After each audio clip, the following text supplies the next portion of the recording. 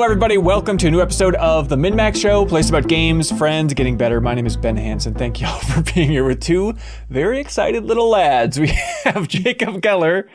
I'm a little lad. That's right. We have Leo Vader. Yahoo! Yahoo! The three of us. Wahoo! Thank you for joining us on this very special episode of the podcast. We're sorry we're a little bit late for putting this one up, but we needed to be because we want to talk about one game and one game only. Resident Evil 4 Remake! Resident Evil 4. But we're also going to talk about other games on this episode. We're going to talk about Exoprimal. We're going to talk a little bit about, this has to be a typo, Wanted Dead, some other game called Cosmo's Quickstop, a bunch of fun stuff. And then back half of the show, it gets better. It gets better just like MinnMax does all the time for a couple reasons. One, we have wonderful questions submitted over there on Patreon from the community, and there's some real humdingers, some thinkers, some good questions over there. And then number two is Haley McLean, MinnMax's community manager, is going to be joining us as well in the back half of the show. So look alive, everyone. I want you all in your best behavior in those YouTube comments, so help me God. All right, Resident Evil 4 Remake, Jacob Geller, it feels like you've just been in a black hole of what I imagine is bliss, of like, you've been playing this thing for a while now. I've only played the demo because we only have one code at this point sent over. Leo, have you played the demo? Where are you at with this? I did finish the demo, yeah. Okay, awesome. But Jacob Geller, I appreciate you not sending a bunch of cryptic DMs and be like, you guys have no idea what you're in for, Resident Evil 4, blah, blah, blah, blah. But just, you want to set the stage for your love of Resident Evil 4 before the remake here? And how it ruined it. I mean, I've told this story several times, but it is one of my favorites. Resident Evil 4 was the first M game that I was allowed to own, and my argument was that I had just had my bar mitzvah, and so the Torah said I was a man, and as such, I should be able to buy M-rated games, Nice. and that argument worked on my parents. And so Resident Evil 4 was the first the M game I ever played. It was a big deal for me, and like it's just the best. And since then, so I had it on the Wii, and since then I have played it on PC. I played it on Switch. I played the Oculus Quest version last year, which I loved. Yeah. And yeah, so I was both very excited, as one would be, but also like realized just before I started playing it that I was not emotionally prepared to be disappointed by the game. I was like, if this is bad, I don't have the defenses to deal with it. How would it have been bad? Like, what were you bracing for? Them just like tweaking the story in a way where it's like, you know, Ashley is now the president or something? Yeah, I guess if they just, there are things that are so important to why I like Resident Evil 4 more than other Resident Evils. And if they took those out, if they made it more, you know, I think Resident Evil 2 is a great game, like the remake. But if they had made this play more like that, I would have been very disappointed, because for me, the core mechanical loop of Resident Evil 4 is what makes it. And so if they had just like messed up that somehow, I would have been very sad. I was terrified that they would have changed the inventory to be like the other remakes. I was really glad to see that it's still that kind of Tetris Yeah. I mean, there's just, it's like when something is one of your favorite games, you just have so many things. They're like, I hope they don't change this thing that like no one except me cares about. And it turns out, for the most part, they didn't. Hey! They kept the things I liked. Hang on. Okay, we can't start on the negative, but I note you say for the most part. But okay, at what point in this remake did it really sink in? You realize like, okay, this is great. What they've done is a miracle. I mean, genuinely, like 45 minutes in. Okay, you know, where I was. I mean, the beginning was great. The opening, like the village fight, which is part of the demo that everyone played, I think is near unbelievably good in this remake. But it was like, when I was in the kind of third major encounter, and all of the encounters of Resident Evil 4, especially at the beginning, are like so memorable because they're all very like different challenges.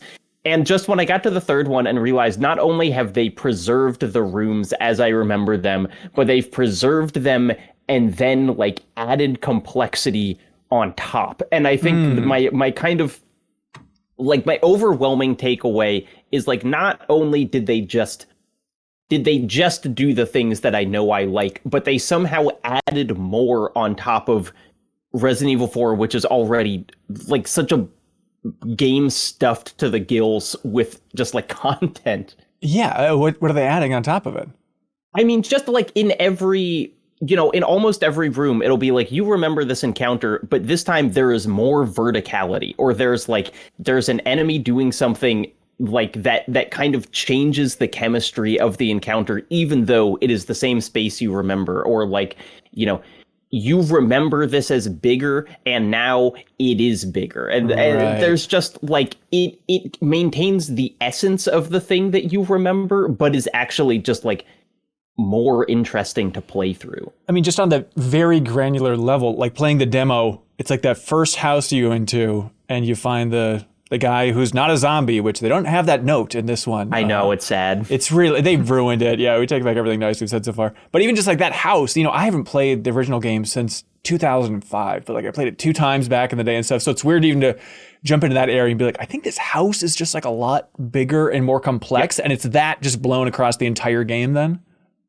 Yes. And I mean, and the opening is like literally that first house is, it was a part where I started getting scared because like in the original game, you walk into that house, it's one room, the guy turns around and he lunges at you, and then it gives you gameplay control and you shoot him.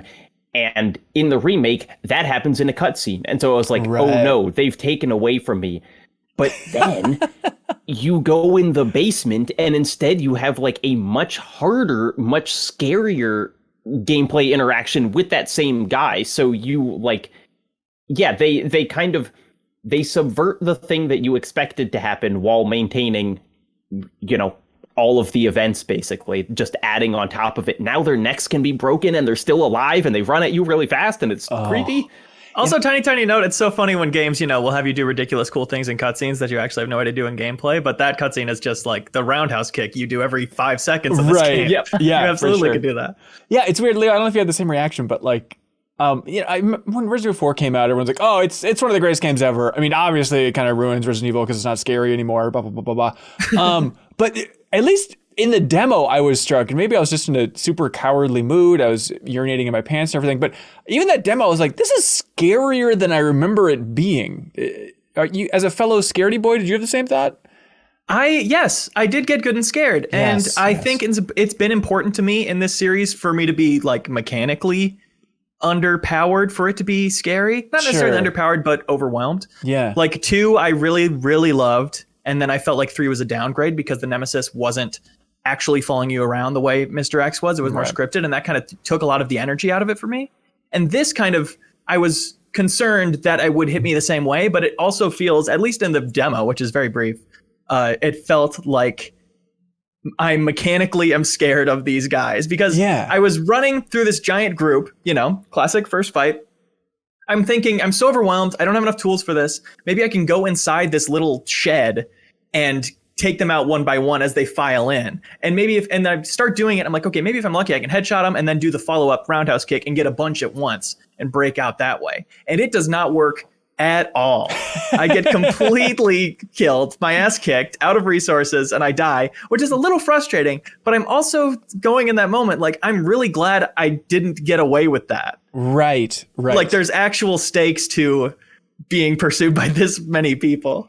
Yeah, and it's that good balance too. One more thing is just the Resident Evil 3, the like slow motion dodge was too much for me, too actiony. And I think the parry here as your way to react when somebody attacks you is a lot more grounded and like less of an instant win.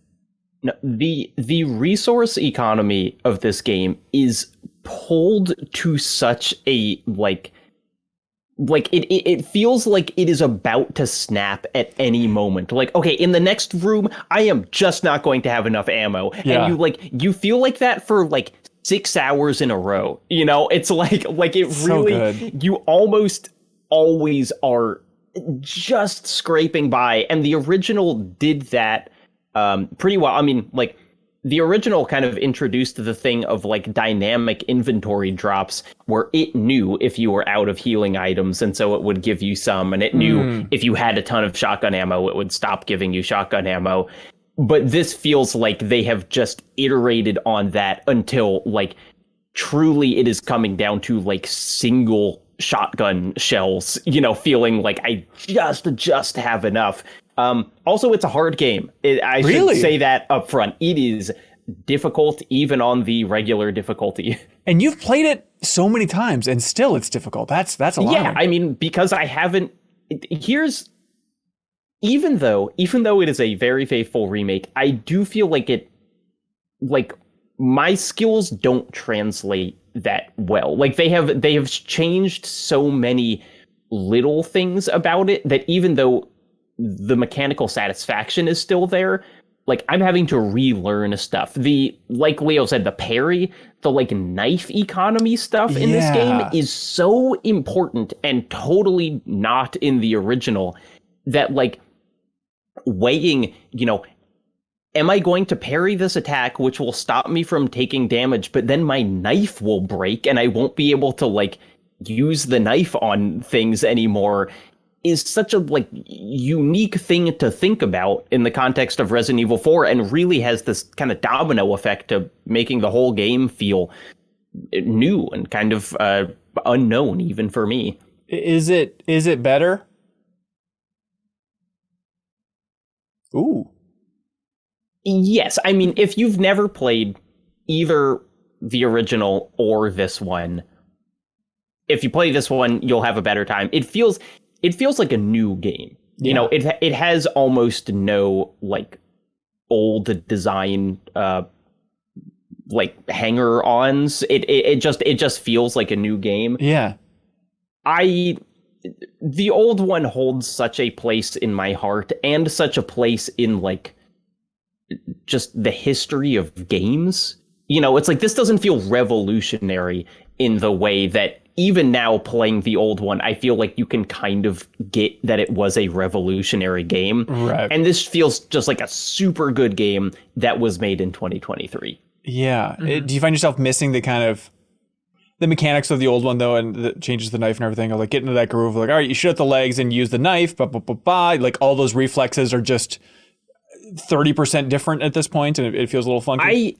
I guess I'm liking it because it really like, for me, with the Dead Space remake, I'm probably never going to play the original Dead Space again because the remake is just so, I just like can't see why I would ever play the original.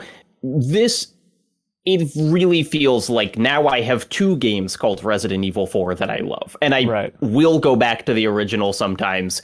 And I'll also play this one just because they're like, they're great and similar, but not the same. I mean, I guess I'm the really VR happy to hear version, that. it's It like has its own kind of identity that way. Mm-hmm. Yeah. And with the VR version, it's like you almost have 3 different versions of Resident Evil 4 at this point for like 3 different molds. Yeah, I mean, a friend of the show, Blake Hester, and I were talking about the VR Resident Evil 4, which does succeed in making things feel new. Yeah. But it doesn't have, this game is scary in a way that in VR, you're like even more powerful than you were in the original. And in this, you do feel underpowered a lot. That's exciting and intimidating. The knife thing, net positive? Like, are people going to be annoyed about knives breaking all the time and whatnot? I don't think so. You can upgrade the durability of some knives, and so you can keep it from breaking more. But it's like you can do. The thing that breaks is essentially access to an ability that was totally absent from the original game. And so it's not like you're losing something that you previously had. Right. It's that like the parry is so powerful that there needs to be a way to limit it. And what you do to limit it is make it kind of a finite resource. Right. Are there, without spoiling anything, which I know is confusing for a classic game that I imagine most people played, but like big changes, small changes throughout? Are we going to be surprised when we roll credits on this thing for some big twists and turns here? There are definitely big changes. There are several things that are for as big as this game is, and it's big. It took me 16 hours to beat.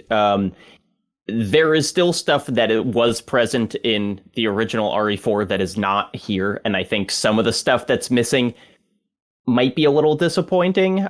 Maybe just for freaks like me who have played it, 24 times. But they have added there is also totally new stuff, and they've also messed with like the order of things, so things happen earlier than you might expect them or later than you might expect them, and in those situations, knowledge of the game is really interesting because it's able to subvert your expectations more by thinking like, oh, that doesn't happen for another 3 chapters, and they're like, surprise, it's happening now. Right. Oh, that's interesting. I mean, it's weird to try and think of like what the comparison is for this level of remake, and my mind immediately goes to Resident Evil Remake on the GameCube or Resident Evil 2, the recent remake. It's just like, okay, it's another Resident Evil remake, and they know how to do it very well when they're firing on all cylinders. Yeah, and it's just like the scale is so impressive that even as like as huge of a remake as Remake of 1 or 2 were, the thing that they were remaking was such a smaller object. And what's kind of crazy thinking about Resident Evil 4, the original now, is just like games don't have that much content anymore. And to see them, if not exactly match, like get really close to the just amount of stuff in that one single player story of Resident Evil 4 is really, really impressive in 2023. Have you touched Mercenaries mode? Is that part of it at launch? It's not out yet. It's going to be free DLC, but it is DLC. Is that your jam, Leo? Probably. I was also wondering though, my one question, I felt like even in the demo, I was relying a lot on headshot, roundhouse kick, just because that uses the least ammo. Is that all you do the whole game? Because my question. I mean, you can. That's kind of the rhythm that I love of Resident Evil 4 is headshot, roundhouse kick. But there are new enemy types. There are combinations. I think they've made everyone more aggressive to kind of like counter your new ability to counter. Yeah. And also, I mean, those like a thing that's present in the demo is those like broken neck guys are a totally new kind of enemy, and you run into a situation where you headshot, roundhouse kick someone, and then you can see the body start twitching on the ground, and you have to make the decision of like, if you use your knife, you can stop them from getting up, but then you break your knife, and also you might have to like run through a whole crowd of people to get to that body to stop them from getting up, and so like they throw in things that kind of mess with that rhythm. Yeah. Cool. All right. I'm still trying to get a sense of this thing. I mean, locked in, you think for like your top 3 for your favorite games this year? No matter what? I mean, what level did you love this? No, I loved it. It's absolutely a lock for my top 10. I think, honestly, what could keep it out of my top 3 is just my personal remakes are maybe a slightly lower form of art than new things. You know, it's like, hey, I love this thing. It's still something that I played, 15 years ago or whatever. Right. Like, it's just, it's maybe not quite as impressive to me as a fully new game. And look, man, Zelda's coming out this year, and maybe Hollow Knight, Yeah, so. All right. Well, that's fair. Sure. Resident Evil 4 Remake, everybody. It is out on March 24th. Yes, I do believe so. And we are going to be talking a lot more about it. We are officially taking the deepest dive on Resident Evil 4 Remake. If you want to help us create the best, most thorough discussion about this game possible in a giant 3-part community game club experience, you can jump over there to patreon.com/MinnMax with 2 N's. You support us. Hopefully it isn't confusing. Do you think people are confused, Leo? But here's how it works. Support us at that $2 tier on Patreon. You can play along with us, submit comments. We will read your comments during the show. Or if you support us at that $5 tier, you can unlock the podcast version, because we're going to be talking about Resident Evil 4 Remake for hours and hours and hours and hours and hours and hours and hours. And it'd be very convenient to have it in your favorite podcast app, because not only is that convenient, then it also helps support independent games media directly. So we appreciate it.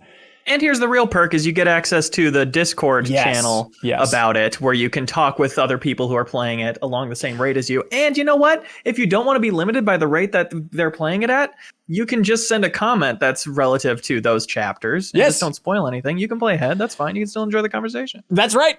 So we are breaking the game up into 3 chunks. We're covering chapters 1 through 6. So finish chapter 6. Yes, Jacob Geller, that's the way that math works? Okay, finish chapter 6, and we are going to be talking about that and collecting your comments on Sunday, March 26th. And I know that's a tight turnaround, but this is a shorter chunk overall. And again, if you just only get through the first couple chapters, you can still submit a comment over there. So we're collecting your comments over on Patreon on Sunday, March 26th, because we're going to celebrate the hell out of this thing. And I hear you people screaming at home, shouting, swerving your car over the road, saying, how does this work? You haven't finished the deepest dive on Like a Dragonetian. And to them, I say, we will, though, that same week, right, Leo? That's right. The 28th, we're recording the last episode of that. The full ending breakdown, Like a Dragonetian.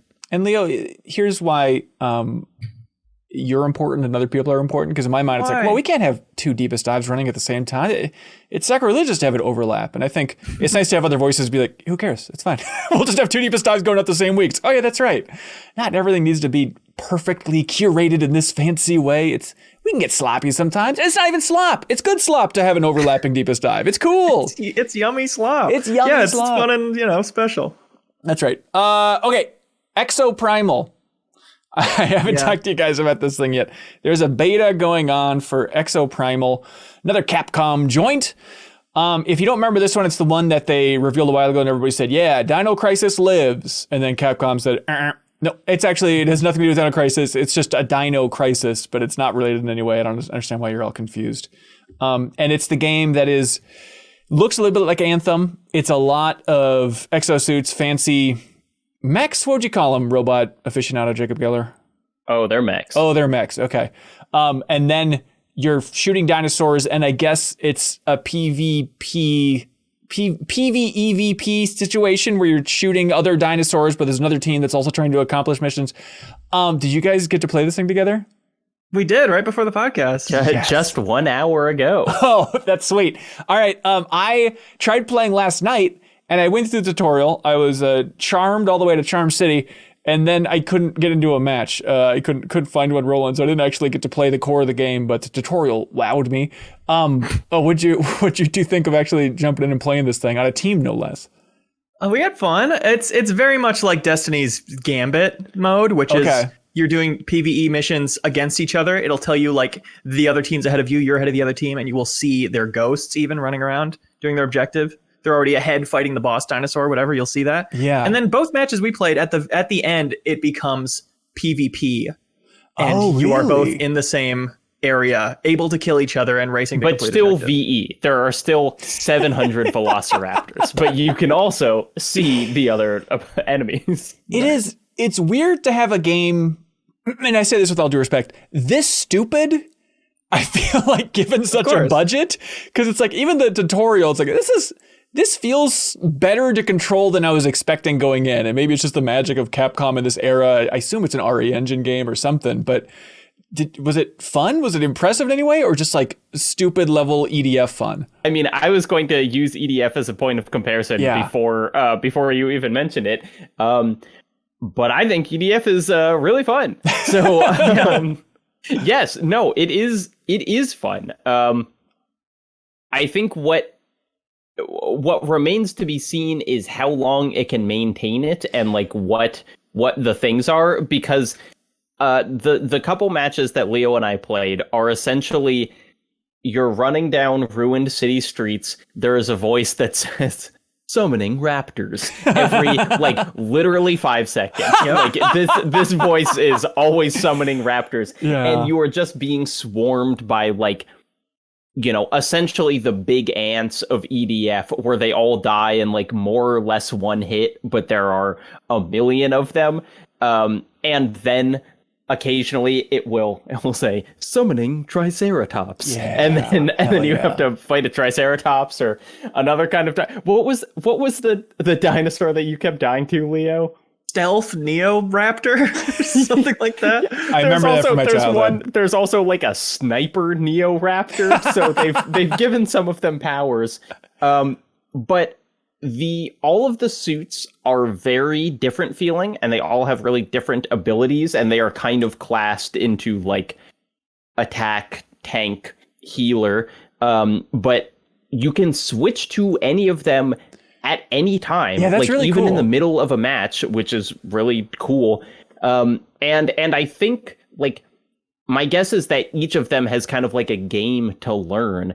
And so even though the gameplay was not super compelling, like at least in who you were fighting, like the way of controlling it was cool, and it almost felt like different Monster Hunter weapons in terms of like how different each mech felt to control.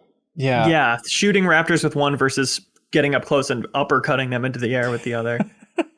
But yeah, I felt like the PvE was pretty middling. It was like EDF in that you'll have fun if you're doing it with friends and talking about something that's not what you're doing.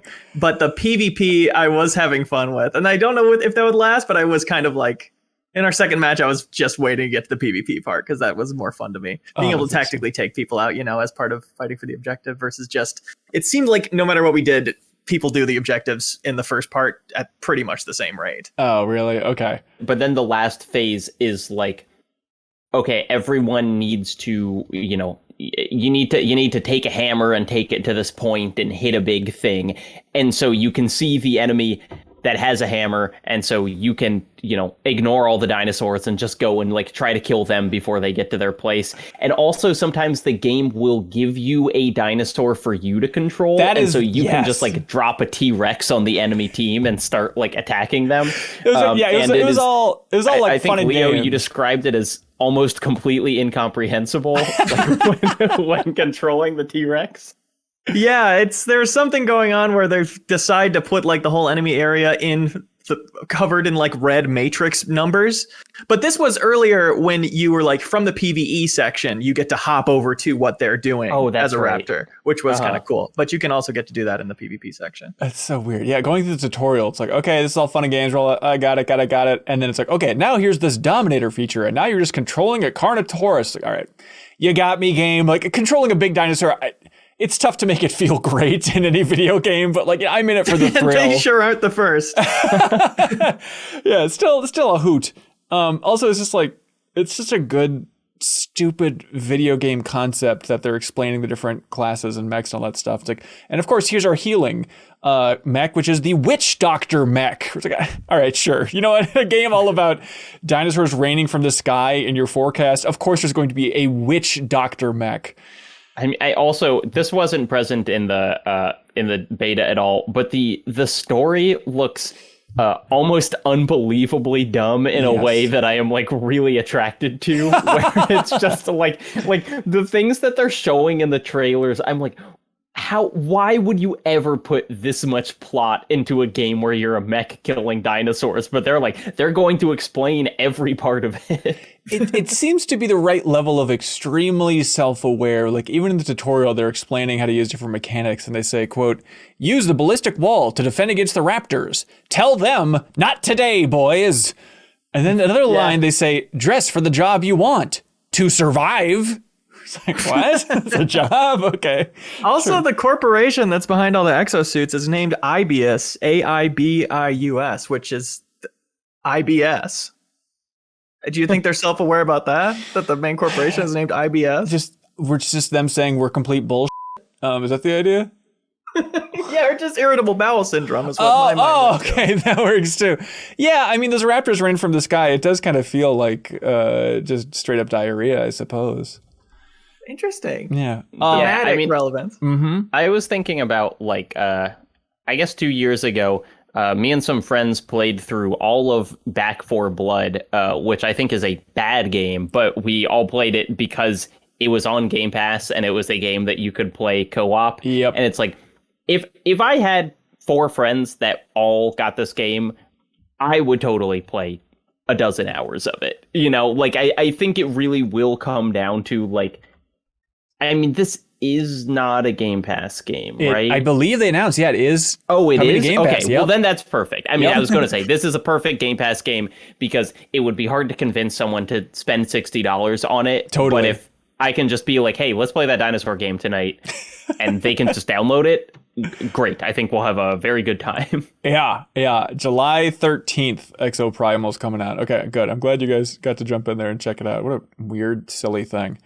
It's a lock for my number one of the year, by the way. It is a lock no matter what. Yeah. Tears of the Even if Kingdom it gets delayed out of this year, the beta is the number one. Yes. In a similar vein entirely, there's a game called Wanted Dead that Jacob Keller, you made a whole new essay about. It's basically a one-person deepest dive over there on your YouTube channel, trying to unpack what it is about this game called Wanted Dead that has captured your imagination in such a beautiful way. Where's this thing coming from? The bullet point is its former Team Ninja developers. It's some of the developers of Ninja Gaiden is kind of what it is theoretically coming from, but it's a pretty new studio. I mean, if you go to their website, all of this is the first game to come out, and then they're like, here are 4 other games that we're making that are going to come out. And I can only hope that those other 4 games have as much just bug nuts, weird energy as Wanted Dead, because the reason I made an essay about it is it doesn't make sense that this was made, because the budget is like too high to be just kind of a weirdo indie game, but it has too many choices that are completely bizarre to like exist at the scale that it seemingly does. It just it feels like it is from an era of game development that we've moved past, where Japan would make a game and then do like a really rushed translation job and throw it over to the States. But that's not what happened, because this game was originally acted and voiced in English. So I don't know. It's so it's third person. You're running around shooting things up, slashing them with a sword, and the weird, I don't know. What's the word I'm looking for, Leo? Declaimer. What's the word I'm looking for? Disclaimer. Professional podcasting. The disclaimer is the reviews out there seem to hate this game. Oh, they're bad. They are bad. And so that's the thing. I feel like, that's also the theme of your essay, is trying to figure out, do you like it? Or are you just fascinated by a bad game? Right. Well, I'm so glad that I didn't have to review this game. Right. Because it's if you had the job of telling someone, should you buy this or not? I mean, probably not. But it is so... It just makes so many strange choices that I kind of can't help but be obsessed with it. I mean, the thing that I start the essay with is there's a karaoke minigame where you you press the buttons in time, and they have a whole karaoke bar, and they have a set of animations for it. But you can only sing 99 Luftballons, the song, and you can go back to the karaoke machine in your police station, and it's hey, do karaoke again.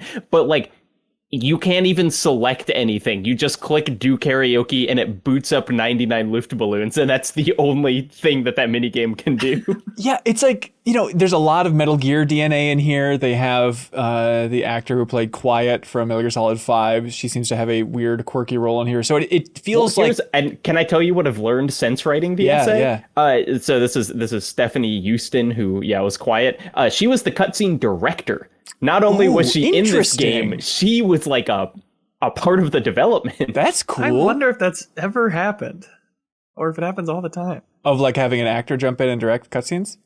Having the director jump in and act, I assumed, is what happened. Wait. No, I mean, Leo. Leo. She only directed the cutscenes. Right. But so you think she got hired as an actor and then volunteered to direct the cutscenes she was in?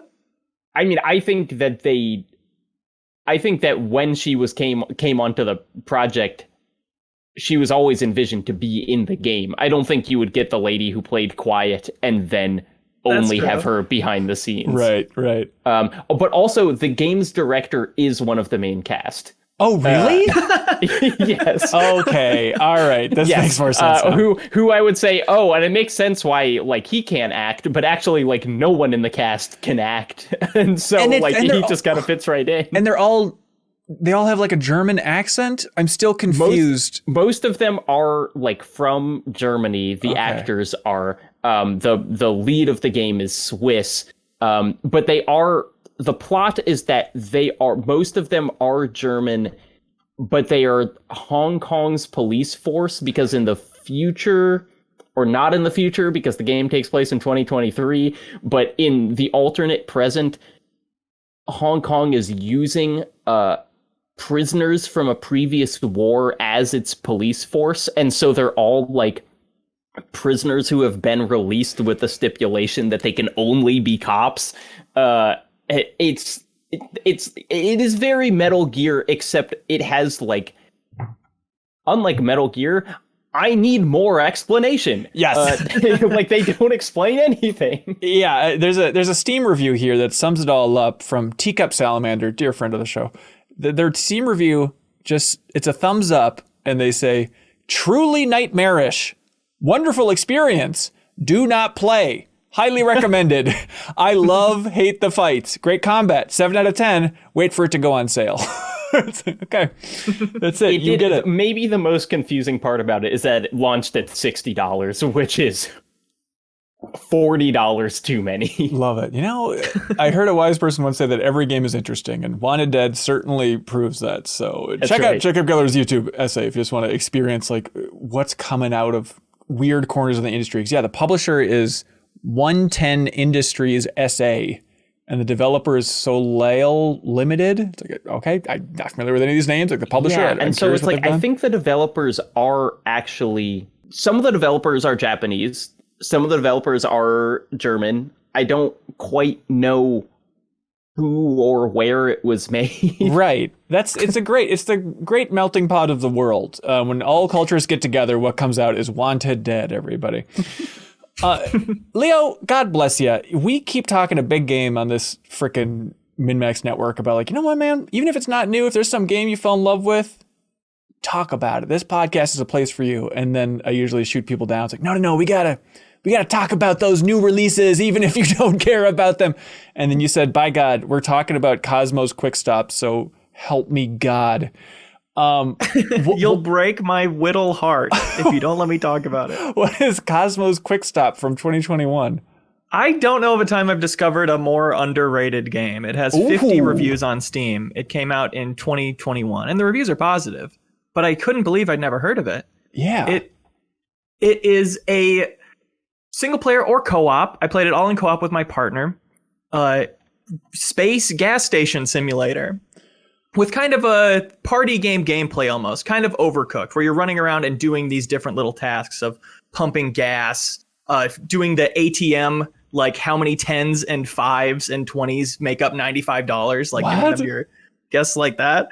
It's super simple, satisfying gameplay that's just really fun to like coordinate with your partner you're playing with. Of like, okay, I'll get all the curbside stuff. You clean the bathrooms. You clean all the glorp out of the bathrooms because it's got this like, you know, alien aesthetic to it. And it's so cute and funny. And it is a PS2 style game. Like it looks like a PS2 game. Like I had to double check it wasn't a remaster of a PS2 game because it nails that aesthetic, which is such an underutilized nostalgic aesthetic to go back to. Right. But it ends up just being gorgeous. Yeah, it's from Big Sur Games, the developer, and it's just on Steam at this point, right? Just on Steam, and also their only game, like Wanted Dead. Wow, weird. There's a really just to talk about something that made me really fall in love with it the moment I did. Yeah. There's people will park their space cars and you'll pump them full of gas while they're in milling about your gas station, buying from the vending machine or using the bathroom or whatever. And when they're inside, they'll also like ask for directions, and you'll go up to a map and the minigame will be guiding their ship to the glowing planet that they're trying to get to around asteroids, which is super cute. And then one of the upgrades is now it becomes a little fast food restaurant on that map, and you get bonus money if your path takes them through the fast food restaurant on the way to their destination. It's delightful. It's got really good upgrades like that. Like it's not just the core gameplay, it's really satisfying progression as you build your gas station out with some impressive variety. Like I really couldn't believe how full, cohesive, fun, great of a game this was for how I'd never heard of it. Weird. Yeah, how'd you find it?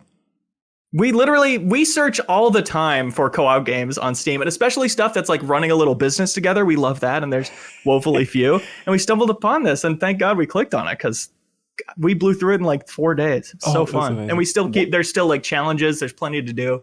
$20. So is it like a linear? I mean, it's like you reach the end of it. Like it has a roll credits. You beat the game.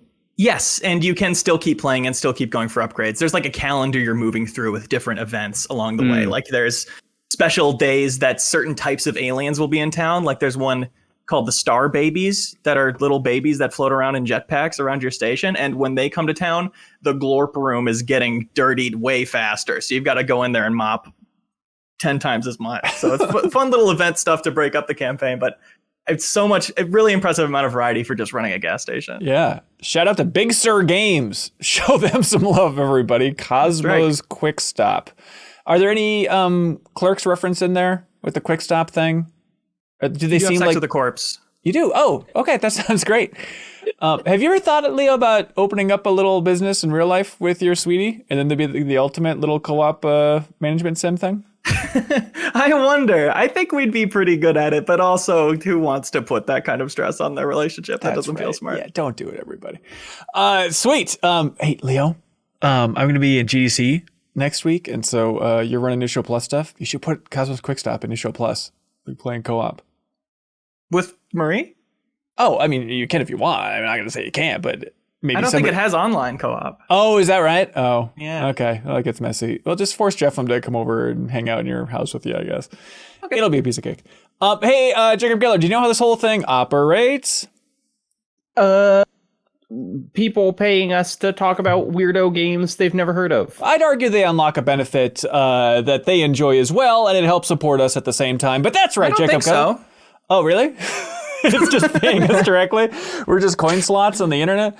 Patreon.com/MinnMax with two N's, everybody. Thank you so much for unlocking a benefit over there. We are inching oh so close to hitting our goal on Patreon. We are within like under $600 away from sending Leo Vader, Sarah Podzorski, and Janet Garcia to Super Nintendo World. It is the Road to Toad, as they call it, the flip side of the Trek to Shrek that we did last year. So if we hit this goal on Patreon, we're going to make a bonus travelogue. And finally, you'll get to see Leo and Sarah and Janet smile as Miyamoto's art washes over their souls and they show you firsthand that entire experience. And also it'll be a fun experience of Janet kind of showing off LA and I assume her house, fun stuff like that. So if you want that bonus travelogue and you want to make these poor souls smile, you can go to patreon.com/MinnMax with two N's because Patreon is removing goals too. So I know. This could be the last one. That is true and sad. So please head over there and jump in, unlock a benefit that's right for you and help us hit that goal at the same time. We can go out with a fiery fury. Hey, Jacob Geller, you know what's wild? What's that? I'll tell you what's wild. You spend so much time in your bed, specifically you, right? I do. Yeah, we've been meaning to talk to you about it. Get out of bed, bro. You spend so much time in your bed. Why not have like the most comfortable bed imaginable? And the mattress is one thing. We all have heard mattress ads, but what about these Miracle brand sheets? You ever heard of these things, Jacob Geller?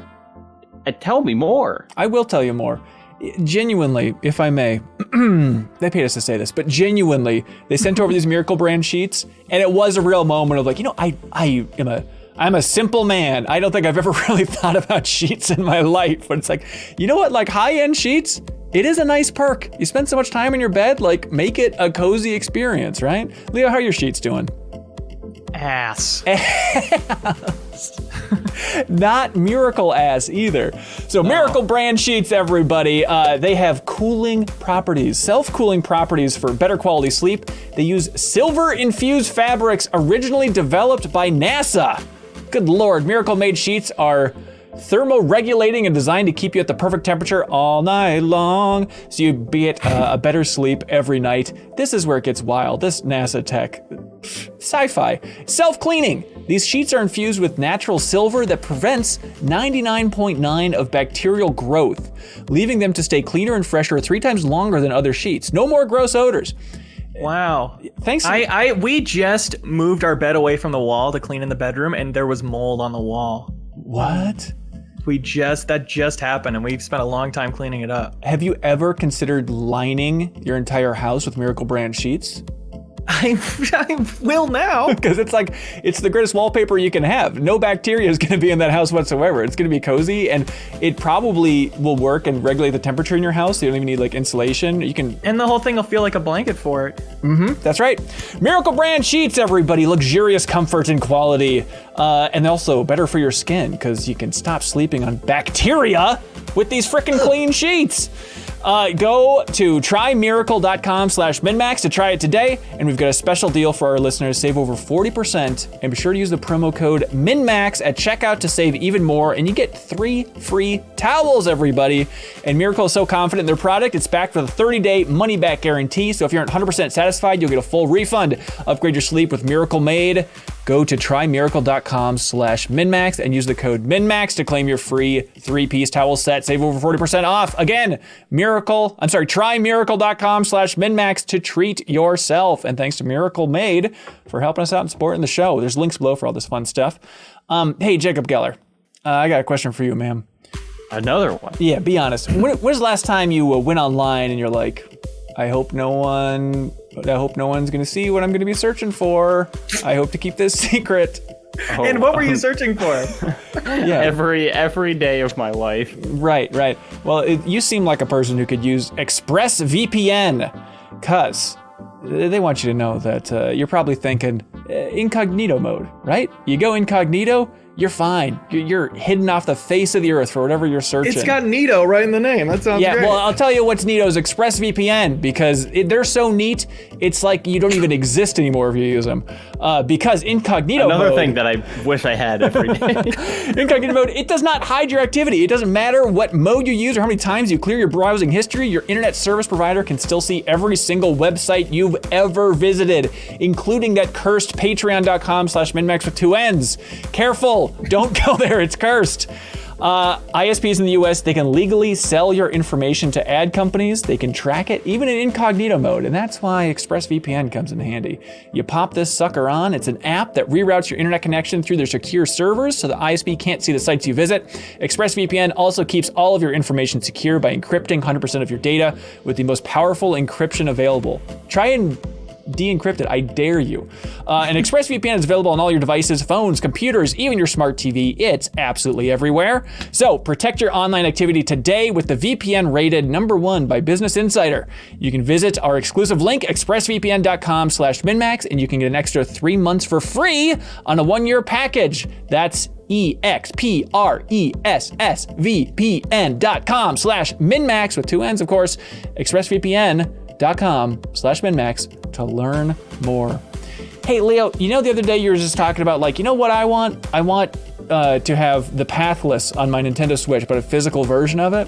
These are amazingly relevant products. I know, it's wild, because it turns out you can go to I Am 8-Bit's wonderful online store to find exactly that. It is the Nintendo Switch Physical Edition, the I Am 8-Bit exclusive. The Pathless, one of Kyle's favorite games from not too long ago. Very cool game, a cool game to have on Switch, and having a cool exclusive edition thanks to our dear friends at I Am 8-Bit, nothing better. Comes with a reversible cover sheet, a big old fold-out poster, collectible art cards, there's a set of 6 in there, and exclusive artwork by Emmy winner Elaine Lee. Emmy winner, interesting, very cool.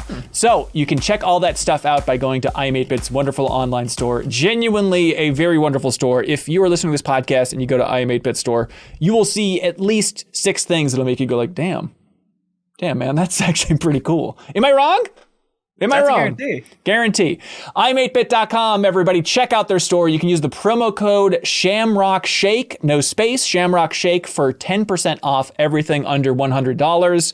Check it out, everybody. Help support I Am 8-Bit because they support us in a big way, and they're very generous because each and every week they ship out a prize from that online store. This week, whoever has the best questions submitted over there on Patreon for community questions, they win a copy of Etherborn on Switch. I mean, it's so generous. They just put this in the mail, ship it out to somebody, and all that person has to do is write in a great question over on patreon.com/MinnMax with 2 N's. So help support them by using that promo code ShamrockShake. All right, ready to dive into these questions? What?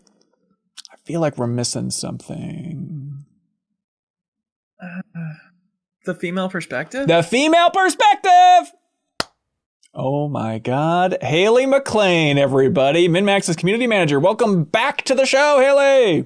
Hello. Thanks for having me. Yeah, for sure. It's been a while. God, do you remember the last episode you're on? It was like 2021. Oh my God. You've changed so much. You've grown. You're now like a cool certified lawyer and stuff. So congratulations. Thank you. And also now you're staying glued to every message in the MinnMax Discord and helping make sure everything's good. How's that whole front going for you so far? Good. If the icon is like white, I feel such a huge desire to click on them. When they're all grayed out, I feel so happy, but then they'll all light up like 10 seconds later. Wait, you're like scrubbing every room?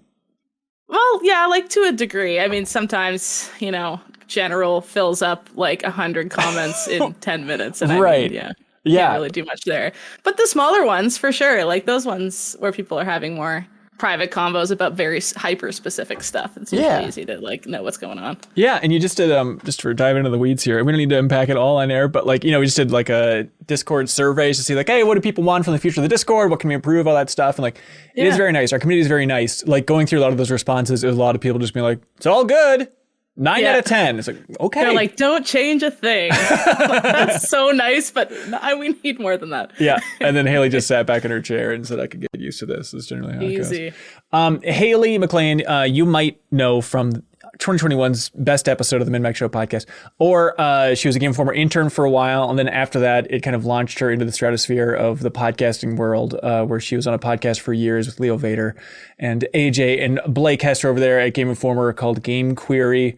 So I was going to say, and Ben, I've been on enough episodes of Game Query that I think the three of us present makes this an episode of Game Query. You were the odd man out here. I would agree. I was on at least 2 episodes of Game Query, so this is basically a Game Query reunion at this point. There was a period in 2020 where almost every Sunday, Blake would message me saying, "What are you doing right now?" and then would surprise introduce me in the middle of the podcast. Yeah, it wouldn't even be the start. We'd be like halfway through, and he'd be like, "Jacob Geller, everybody!" Just launch into the call. We're like, "Oh, dope!" It was deep pandemic. It was a sad time. Leo, what do you miss most about podcasting with Haley? Miss most? Yeah. Like top 20? Top 20, yeah. I guess I'd have to go the laughs. The laughs.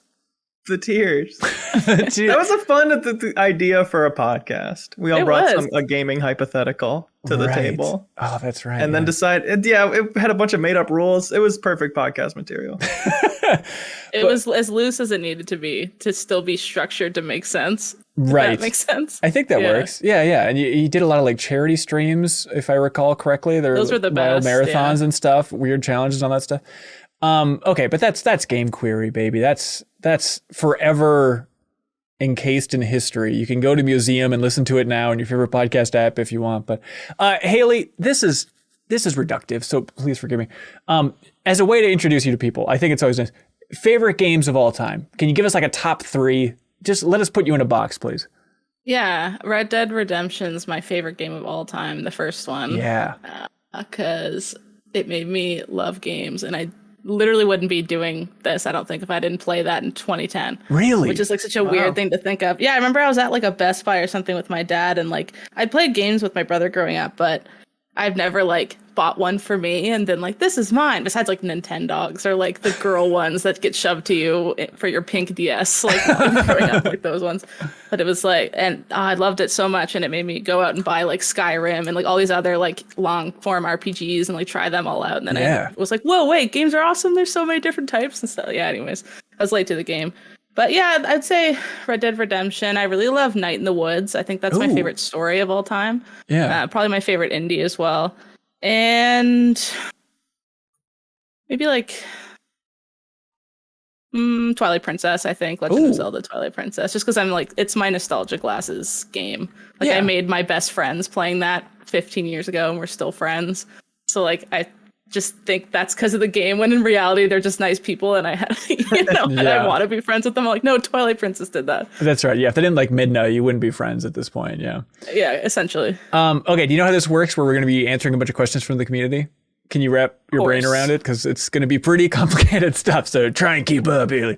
Matthias. Okay, thank you. Matthias Julich writes in. They say, hello, everybody. Do you think a remake adds to a game's legacy and status or diminishes them as the original gets surpassed and the discussion around the game is diluted? I never really thought of it this way, Matthias. Diluted. Double Fine Cycle Odyssey. Let's talk more about it. It's a deep cut. It's interesting, the idea of watering down the legacy of a game. Because I was listening to the Fire Escape podcast, old Dan Reichert, Mary Kish, and Mike Hardy over there. And they were talking and debating the greatest remakes of all time. And there was a part of me that's they were talking about Metal Gear Solid Twin Snakes. And there's a part of me that's it is weird now, just with that, or Resident Evil 1, when you're talking about the game, just to add that extra bit on the end of being well, okay, Metal Gear Solid 1, but you should play the original one and not Twin Snakes. It just complicates it, and does complicating something being this iconic monolith masterpiece, does that hurt it in a way? I don't think so. I mean, in terms of reputation, I do think that being remade only kind of boosts something. I mean, people can certainly be finicky about it. I mean, I am, it's as pretty as I think the Shadow of the Colossus remake is, if I would love someone to play the PS2 version and not the PS4 version. But that being said, for people who are younger than me, seeing that this PS2 game is important enough to be remade on PS4 is going to give it prestige that it didn't have in their mind previous. So, in terms of just raw reputation, I think it can kind of only benefit it.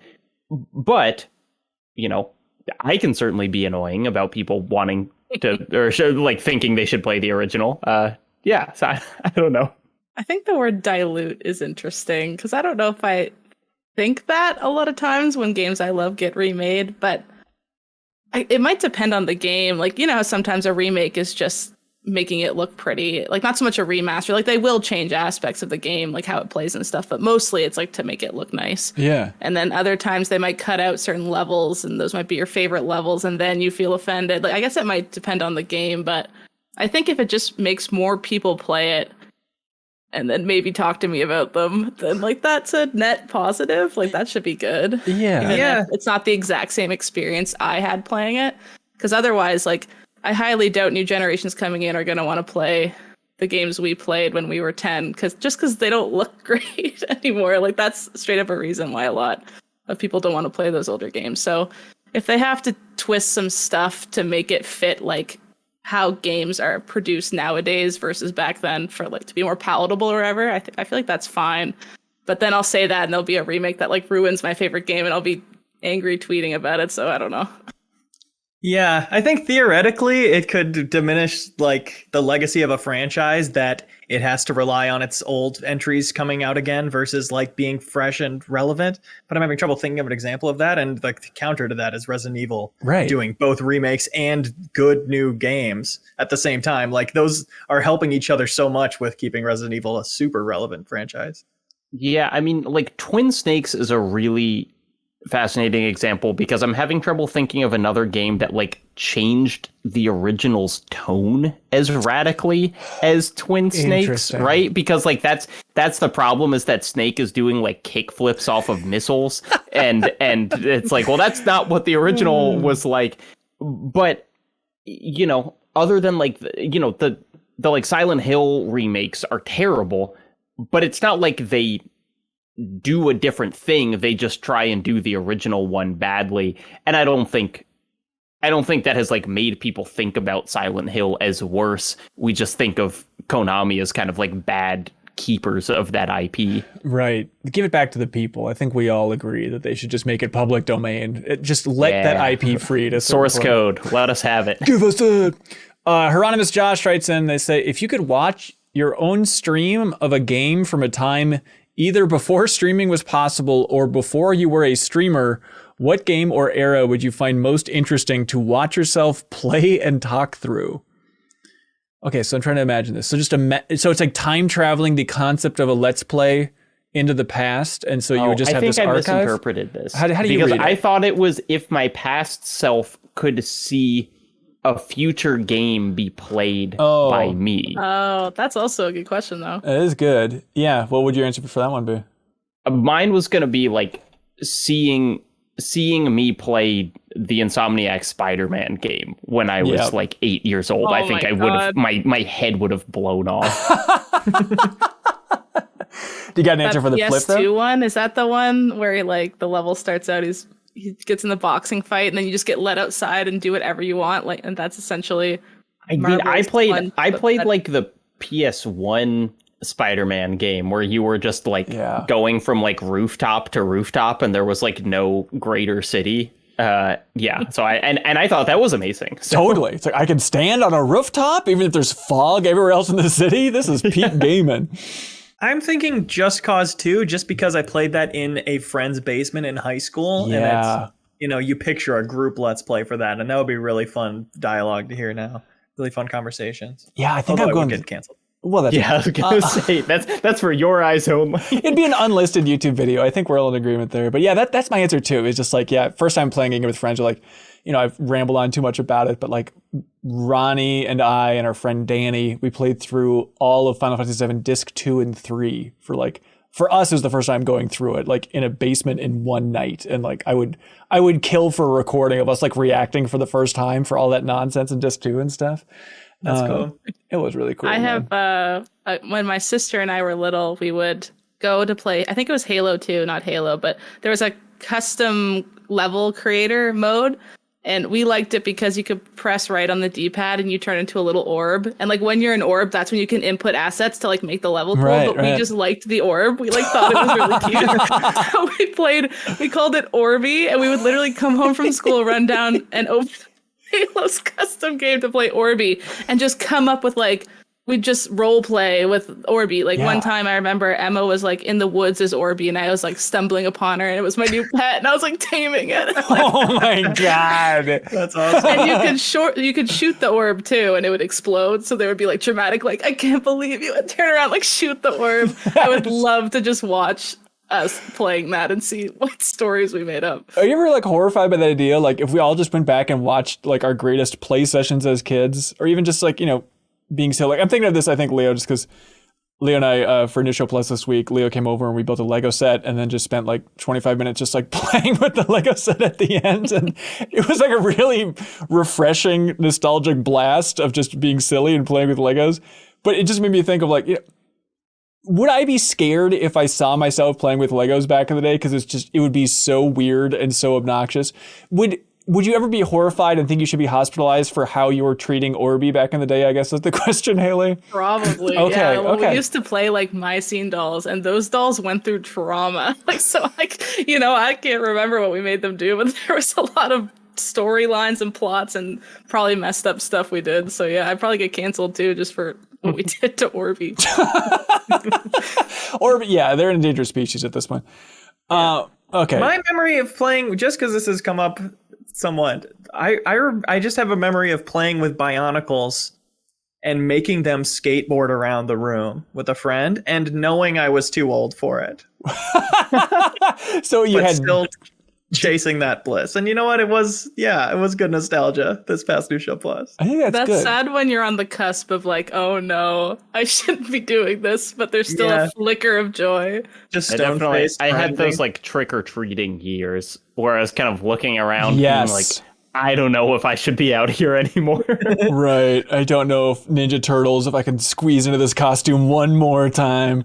It's like, it's sad, but it's like, maybe it's not sad. We should be proud since this is kind of what we love doing is playing games and talking about games. But it's like, I feel like our entire jobs are extensions of that, or podcasting about games and still playing games. It still has a little bit of that feeling of like, oh no, that's still why I like games, I think. It's because I like being silly and playing with Legos and just like games as kids and how that bleeds into still the thrill of a lot of games, especially more systemic or multiplayer games. Like it's much more in the same arena than we'd care to admit. We're still just pretending we're little guys. Making silly voices, but now we can do it for thousands of people. All right, Sleepy Mailman says, hey, everybody, time to get serious. All right, everybody, stop having fun. Hey, MinnMax, now that the dust has settled a bit, what was the better open world game? Was it Elden Ring or Breath of the Wild? Who's first? Yeah, wait, should we count down? Yep. Yeah. Okay, so 3, 2, 1. Breath of the Wild. Leo, did you make a sound with your little mouth? I said Breath of the Wild. Oh, okay. All right. I heard. To make me choose. This isn't Moving play. Yeah. I do worry because I have not really touched Breath of the Wild since 2017. And at some point, before Tears of the Kingdom comes out, I want to do a new show plus thing of like going back to my save and stuff. Yeah. But I feel like it's just, I've really built that game up in my mind and my memory of it, but I worry about if I jump back to it, if I'm going to be frustrated. I don't want anything to ruin that experience. I feel you on that, but I also think I can expand pretty well in my mind on why it was so special. Yeah. In a way that I don't think Elden Ring was, but I didn't play that much of it. But just like things about the world and the nature of it and how things worked together in it.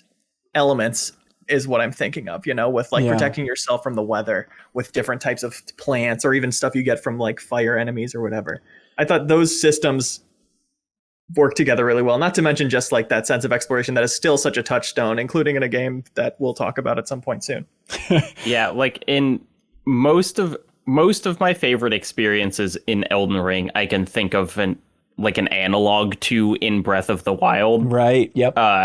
And then Breath of the Wild had things that I could not do in Elden Ring that I really like. It's like the best parts about Elden Ring that Breath of the Wild doesn't have is like combat, and combat doesn't make something the greatest open world game of a generation or whatever. Right. Yeah, and it's too simplistic. Like, there's still a lot of the same kind of epiphanies and just kind of wow moments in Elden Ring that are comparable to Breath of the Wild, but I think it's just having a world that's more friendly and silly and light, like I will take that any day of the week. And so even if maybe the open world's more impressive in Elden Ring, I think just the tone of Breath of the Wild carries so much for it. I've been replaying Breath of the Wild the last few months. Really? And it does hold up. I'm not doing the Divine Beast. Like I didn't like that part of the game even the first time I played it. Yeah. I just like the mechanics of having to. I'm bad at 3D space like manipulation. I don't know if it's just the way my brain works, but you remember how you had to like the camel, you had to turn the humps around in order to like access. I really didn't like those parts, but every other part of it I think is like. And that's what Tears of the Kingdom will ultimately be like. I'm kind of hoping they don't do Divine Beasts again. They do something else. But that's if the exploration is the same. Yeah, I mean, is there a difference in your mind? If we know Nintendo, it's a complete coin flip if they've seen any feedback on that at all. And it's going to be random whether that happens or not. Well, and also, I think that a lot of people are like, I just wish it had more dungeons. Right. Like that was their feedback for Breath of the Wild. So maybe there will be more dungeons and they won't have rotating things. I remember the first time playing it, I guess I just missed the tutorial message that told you that you could turn things, and so I spent like an hour just running around in that dungeon being like, what am I missing here? And then the pause screen was like, turn it. I think it was on Game Informer's All Things Nintendo podcast, like I think Kyle Hilliard, if you're familiar with that fella. He was talking about like the hardest bosses in Breath of the Wild and stuff. For me, it was totally that the boss in the camel Divine Beast. Wasn't like the lightning one that was really fast? Underblight Ganon? Yeah. I think most people talk about that as like one of the hardest, right? Okay, thank you. I'll take that as Kyle was wrong. I forget which one he said. You're also in like a puddle of water, right? So any damage he does is like electrifies you or something. Yeah, I just remember being a pain in the ass, and I don't know if I was doing it wrong, but did you go in your stick with a stick in your underpants, or did you actually have stuff? Stick and underpants for the entire game. Yeah, that's how cool. That's how it's done. Noel writes in and says, "Hello, you folks ever carry your pet or baby or other living being and pretend they're a camera/director? My cat loves to chill on my back, and I'll try to see where his head is facing so I can give him a good angle of whatever he's interested in. There'll be times like when my partner is cooking and I'll dramatically move around so he'll get the shot he's looking for. Purrs mean I'm doing good work, while meows mean I'm missing the shot." Well, thank you for writing in about this. So it's kind of like you treat your cat like a little Lakitu, and you're just like steering it around your house the entire time? It might also mean your camera wants to be put down. Not put down, but put on the ground. Either way. Yeah, sorry. Yeah, okay. I bring my cat around to smell stuff all the time. I give him the treat of smelling things that are high off the ground. Things we're cooking, things in the fridge. what have you. That's good. Just smell things. I like that as an angle. He always reaches his head out and sniffs them. He's into it. Huh. I can't carry my dog now. I did that with my previous dog, not with not as a camera, but just like, Coco, would you like to see what the freezer looks like? And like things she's never seen.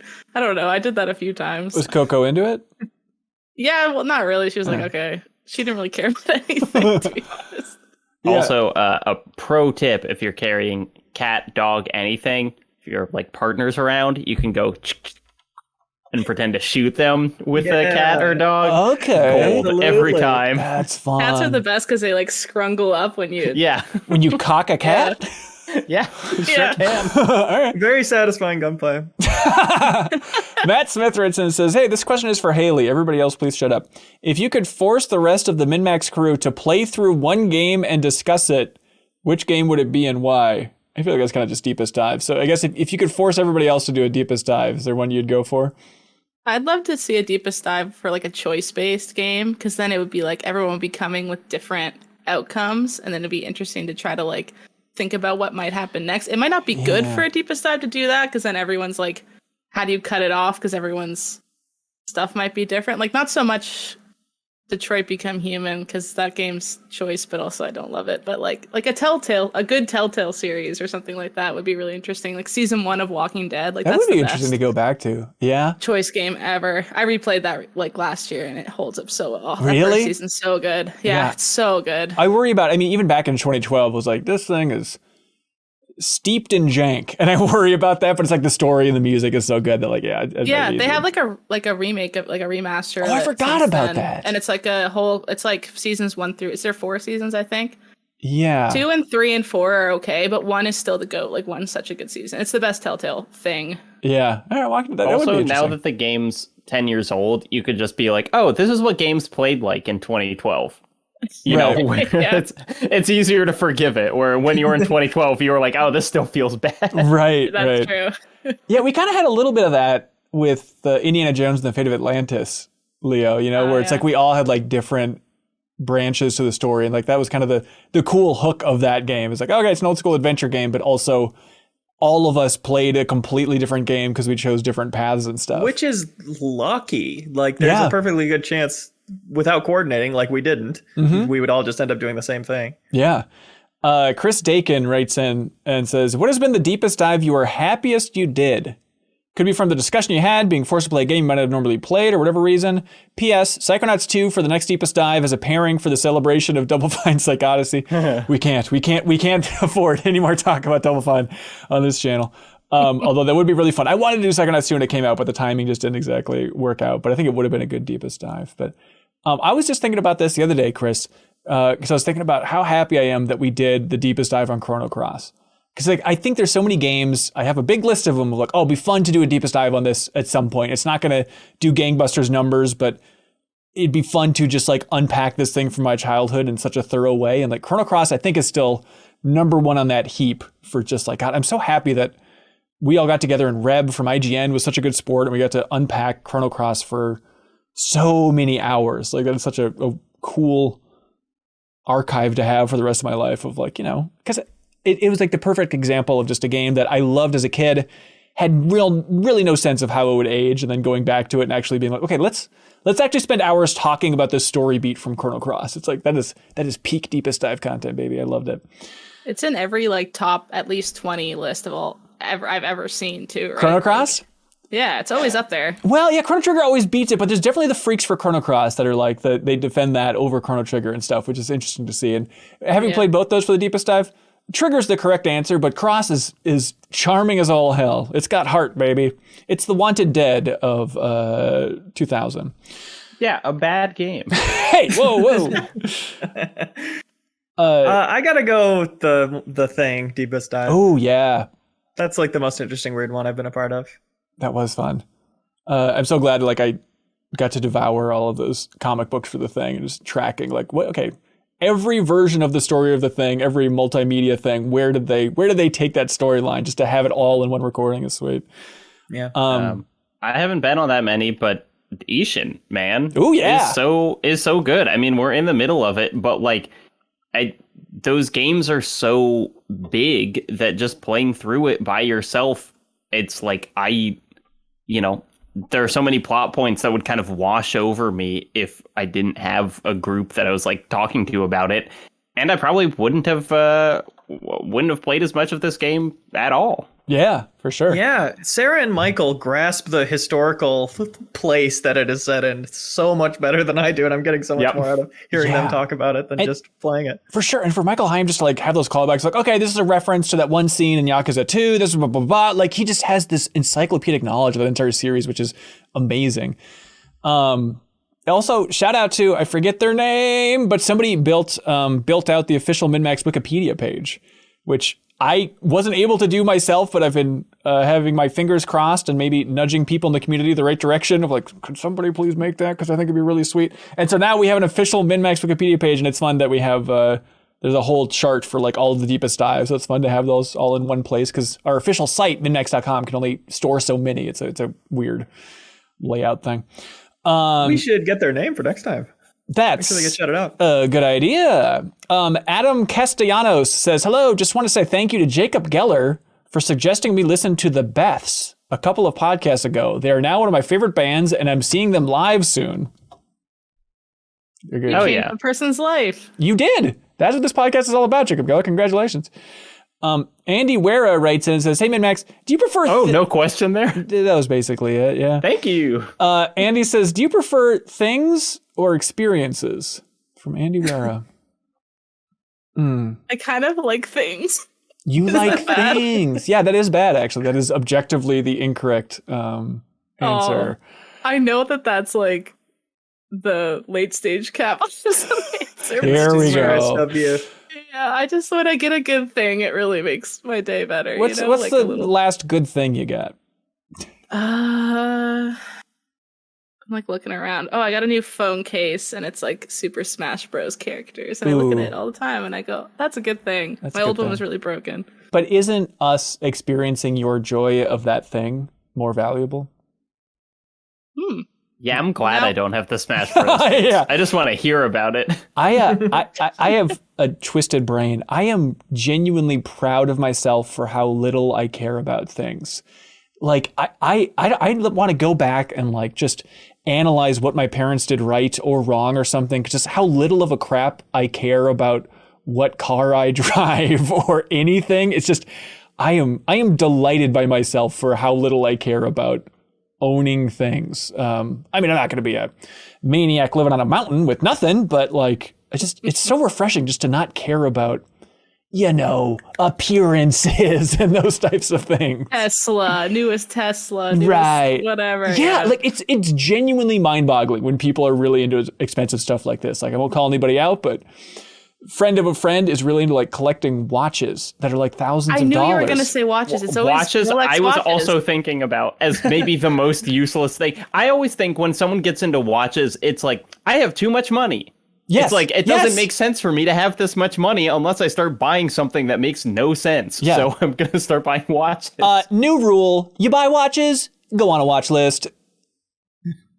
Hang on, hold for applause. By the way, shout out, Tommy W is the person who made that Wikipedia page. I found him in my mentions there. So nice. The W stands for Wikipedia. My partner and I are always watching expensive house tours on YouTube.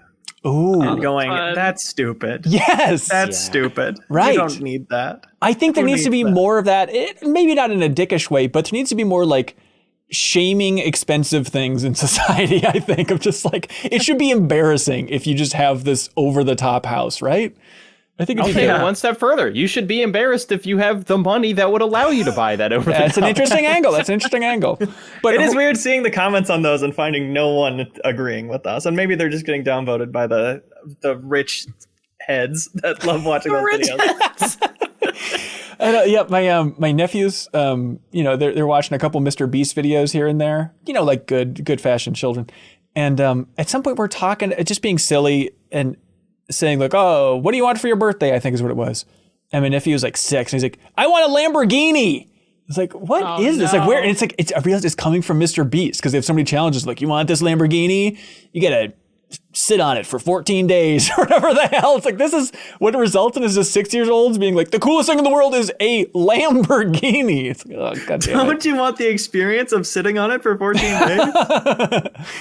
Connor McCabe writes in and says, hey, Min, and also Max, I miss you all. Hello, Connor. Thank you for being here. When I was 12, parentheses, too old, they say, I was very afraid of roller coasters and pretended I had to poop at the point of no return in Space Mountain in the line in Disneyland to get out of having to go on the ride. What's the silliest thing you've done in your life to avoid something, excuse me, I'm getting choked up, to avoid something you were afraid of? Silliest thing you've ever done. I feel like that's my entire childhood, is just being so scared of things. I was just frantically, my mind was just a roulette wheel of trying to figure out some way to get out of it because I was so scared.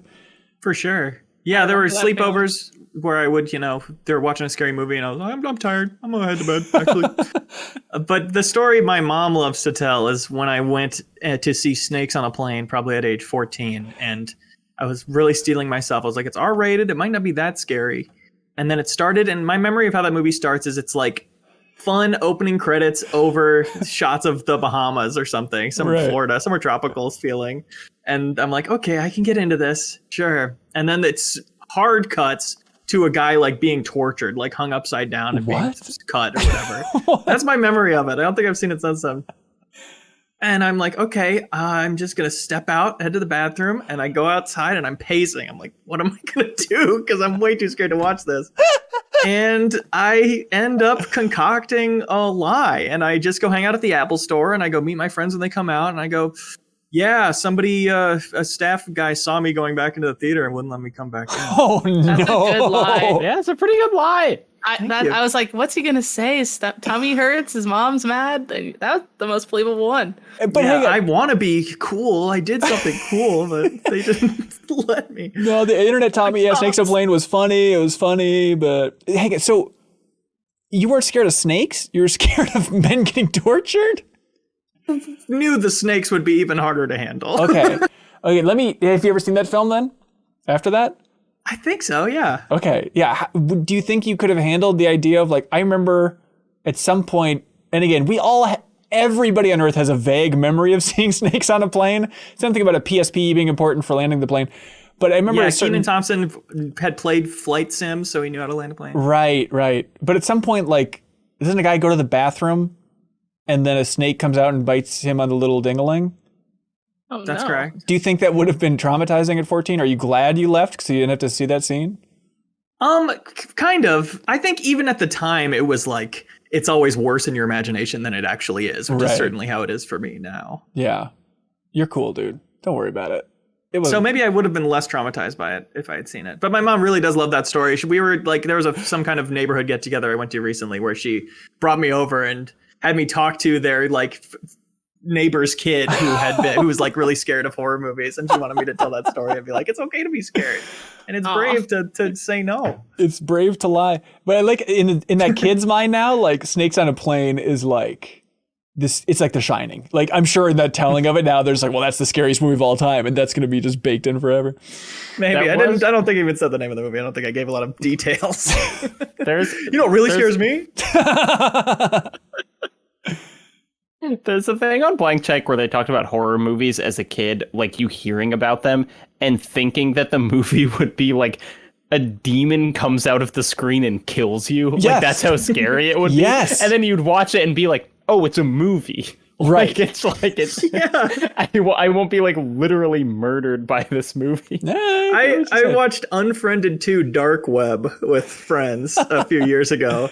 And the first 20 minutes of that movie are really effective tension building. And I was like, this actually might be really scary. I'm actually kind of freaked out of this concept. Like the first one was a total joke, but this one's actually freaking me out. And then the unfriended monster shows up 20 minutes in. It's instantly all tension is gone from the movie. You're like, oh, that's what we're doing here.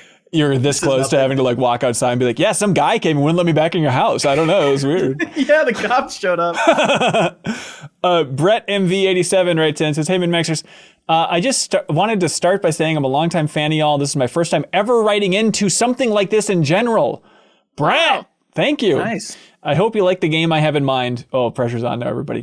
Give it up for Brett. Come on, we got to really enjoy this. Jigsaw? Yeah.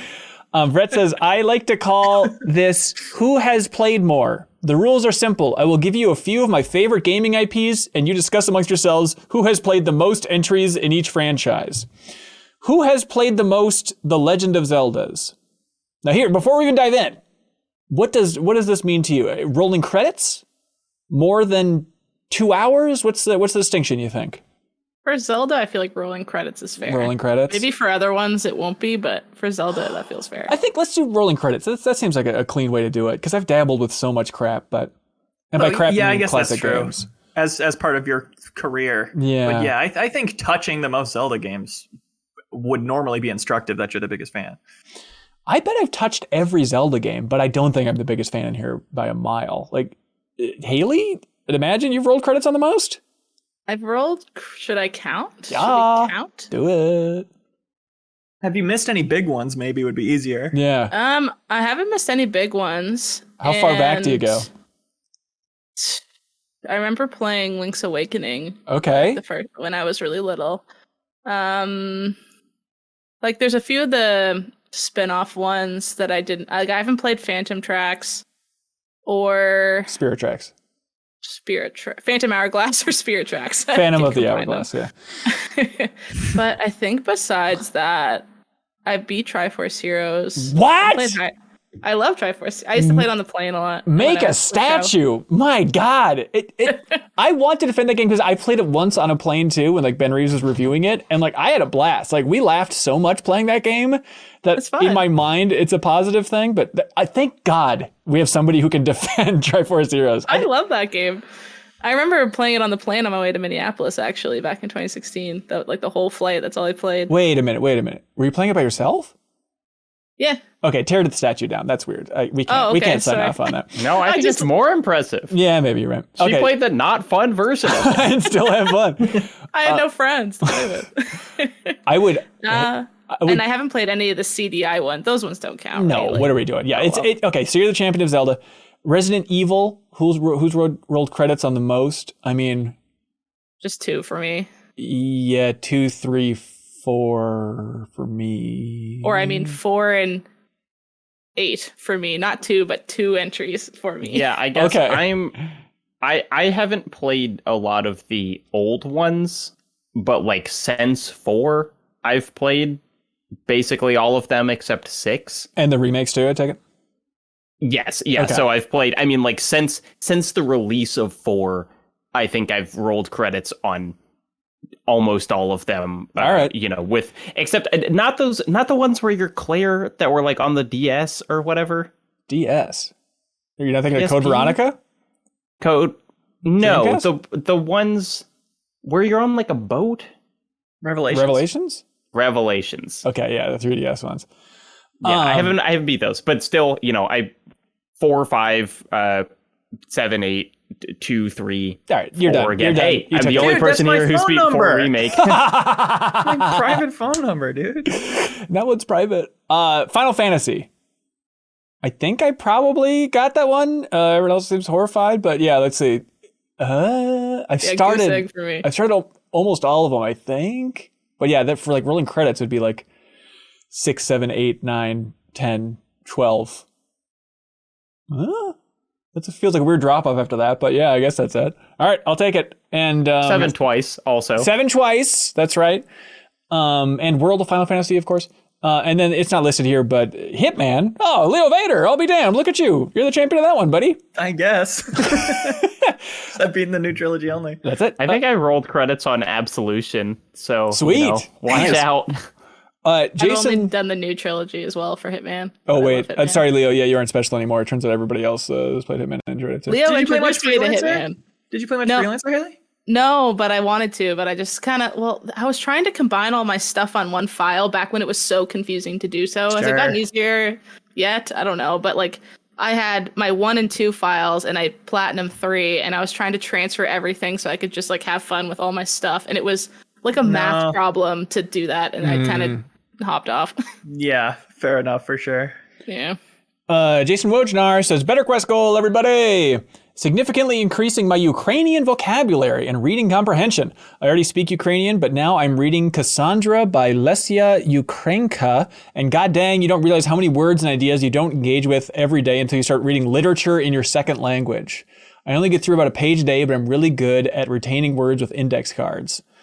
Hey, shout out, way to go, Jason. That's nice. Impressive. Yeah, they ask if anybody who speaks a second language has ever tried reading a book there in it, but like, no.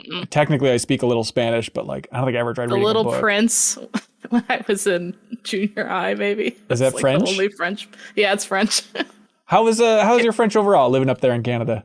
Not good. It's like what we learn as a second language all through elementary school, junior high, and high school. But as soon as you get to university, you're like, you don't need it anymore, so it falls out of your head. Unless you live in like a French like speaking province, which I don't. So it disappeared from my brain immediately. Haley, do you think I'd like Nova Scotia? Nova Scotia is awesome. Yeah, it's really fun here. It's a city, but it's not huge. So it's like everything's walkable, but it still feels like you're in a city, which I feel like is rare. Yeah. Nice. I think I would just like the vibe up there. I just feel like I want to go soak it in. It feels like a friendly place. Maybe it's just because you're friendly, and I think most Canadians are, but what do you think is the most like friendly province in Canada? Probably one of the maritime ones. Like I'm probably gonna say Nova Scotia just because I'm from here, but I've heard that like, people from PEI are super nice. Like that, it's like a super small island that's near us. That's a province, but it's like so small. So right. It's like mostly farmers and stuff there. They're just nice. Did you ever see that musical, the 9/11 musical? That's good and fun about the planes landing. Come From Away. Come From Away. Thank you. That's a better way to pitch it with the title rather than saying 9/11 musical. Did you ever see that thing, Haley? No, I didn't see it. Oh, it's on. Is it about Nova Scotia? It's so all the planes land. And 9/11? Hang on, help me out. Jacob Geller, is it not Nova Scotia? Come From I thought it was away. Like Greenland. No, it's Canada. Newfoundland. I'm sorry. Newfoundland. Okay. Yeah, that's near me. It's the only thing further east than me is Newfoundland and Labrador. Okay, all right. Yeah, but the idea is a bunch of planes got rerouted from all over the world on 9/11, and they landed in Newfoundland, and then everybody just like opened their doors and welcomed these people in, and just like, hey, eat all the food you want, sleep in these beds, and like it's just an amazing story of like all these different cultures from around the world. Like there were planes, and it was like triple the population of the place, so it was like way more people than ordinarily lived there. Yeah, it's just like as heartwarming as a story can possibly get, and the musical is surprisingly good too. Oh, nice. Let's see. Drake Heinhorst. Oh, which has the higher percentage? Anime fans who enjoy gaming or gaming fans who enjoy anime? The first one. The first one, I think. Yeah. And then Drake says, do you think there's any entertainment medium or hobby that has a higher crossover with gamers than anime? Wrestling fans and gaming fans, I feel like there's a lot of weird overlap there. But yeah, we're kind of... but I can picture in my imagination a lot of wrestling fans that are not gamers. Yeah. There's a lot of sports gamers because they just only play the one sports game a year that comes out. I guess so. So they're gamers. What if it was like FIFA players and soccer fans? Yeah, that's huge. Okay. I guess that's like people who watch the World Cup and people who play FIFA. Right. Except reverse those. Flip it. Chandler writes in and says, what's your honest opinion? And this is not a place for lies. This podcast needs to be honest at all times. What's your honest opinion on people who refuse to dance? They're on their own journey, and I hope they open up someday. So you don't judge? You haven't like changed as you've gotten older for judging them harsher or anything? I mean, I've changed myself. There's definitely a time where I was more self-conscious about dancing. The first time I was sober at a wedding and danced was like, that felt big for me, It's easy when you're drinking. But that was, to me, like, okay, this is real proof of like having made some ground with my confidence level. Absolutely. And I hope people who don't dance at least aspire to that. I think, I've found myself being a little judgy of people who like refuse to dance at a wedding. And I think what it is, if I really want to psychoanalyze myself, is like, I'm judging my past self because I feel like for the first 26 years of my life, I'd be like, dancing, I can't do it. And then at a certain point, it's like, you know what? F it. Just sing. Karaoke's fun. Dancing at a wedding, it's fun. And it's always just a lesson of like, no one cares about you. No one's looking at you. Like no one gives a crap. No one's there to judge. If you just go out there and move around a little bit, you will have, at a wedding, you will increase your enjoyment of that experience tenfold. You know what I mean? And so every time I see somebody not getting up and dancing, what are you doing? Why are you robbing yourself of enjoyment? And I feel like, and again, this is maybe too much, but I project this idea of like, I am projecting them feeling like 10% of them wants to be out here. At the end, that's me being weird, but I feel like I can feel people being torn about the guilt of like, I don't want to, but maybe I should. And that stresses me out. Just jump in and do it, everybody.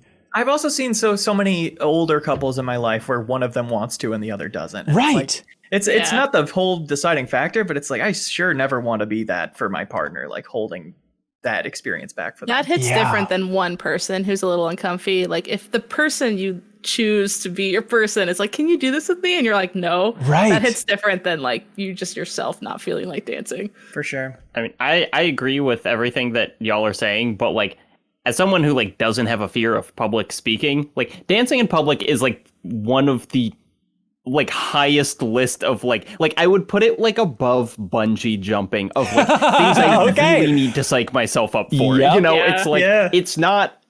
I agree that it's enjoyable. I agree that you'll have a better time if you do it.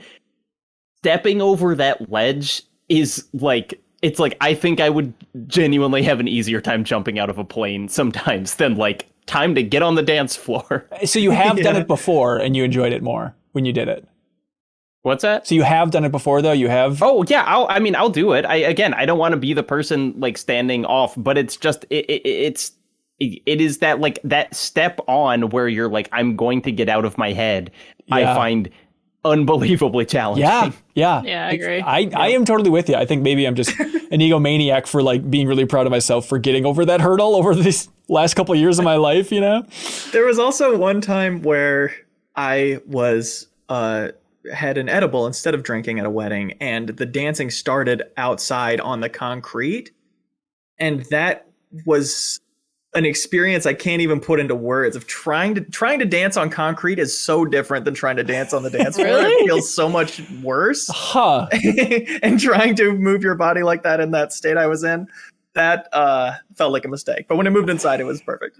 You needed a little bit of cardboard so you could do some like shuffling dancing. Exactly. Yeah. I couldn't do my classic moves. Is it too late? Could I change my let's play from the past answer to a let's play of just watching Leo dance on concrete while too high? That sounds really good. Thomas Gates writes in and says, oh, by the way, Jacob, have you seen After Sun yet? No, I it's high on my list, but I haven't seen it. I think you would like it, and there's a part that reminds me of this question here, and it's just like, oh God, it's unbelievable.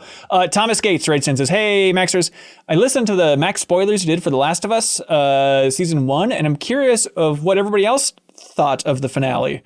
I personally thought it was great, and I can't wait for more. I'm also with Ben in that I prefer part 2. So they're looking forward to that. But yeah, Leo, did you watch The Last of Us finale? Do you have hot thoughts on this thing?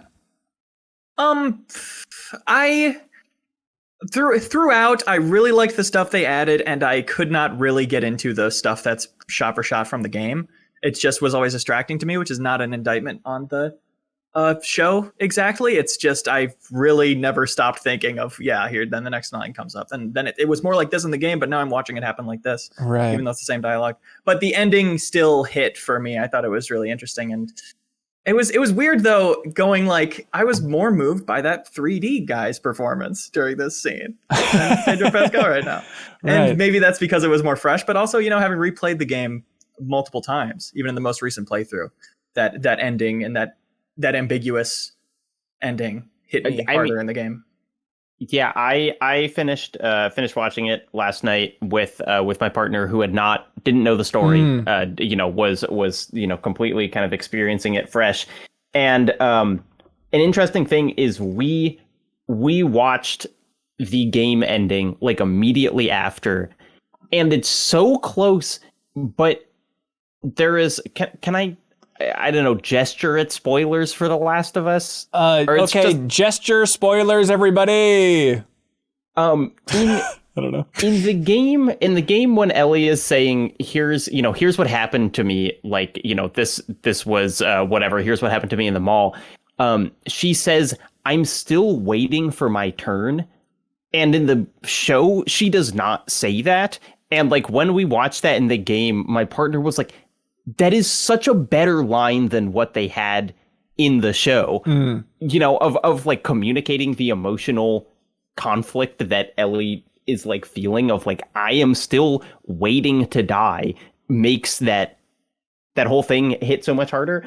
And so I'm not sure if the you know, the show totally sold the ending of the game as well. But I guess my broader question is just like,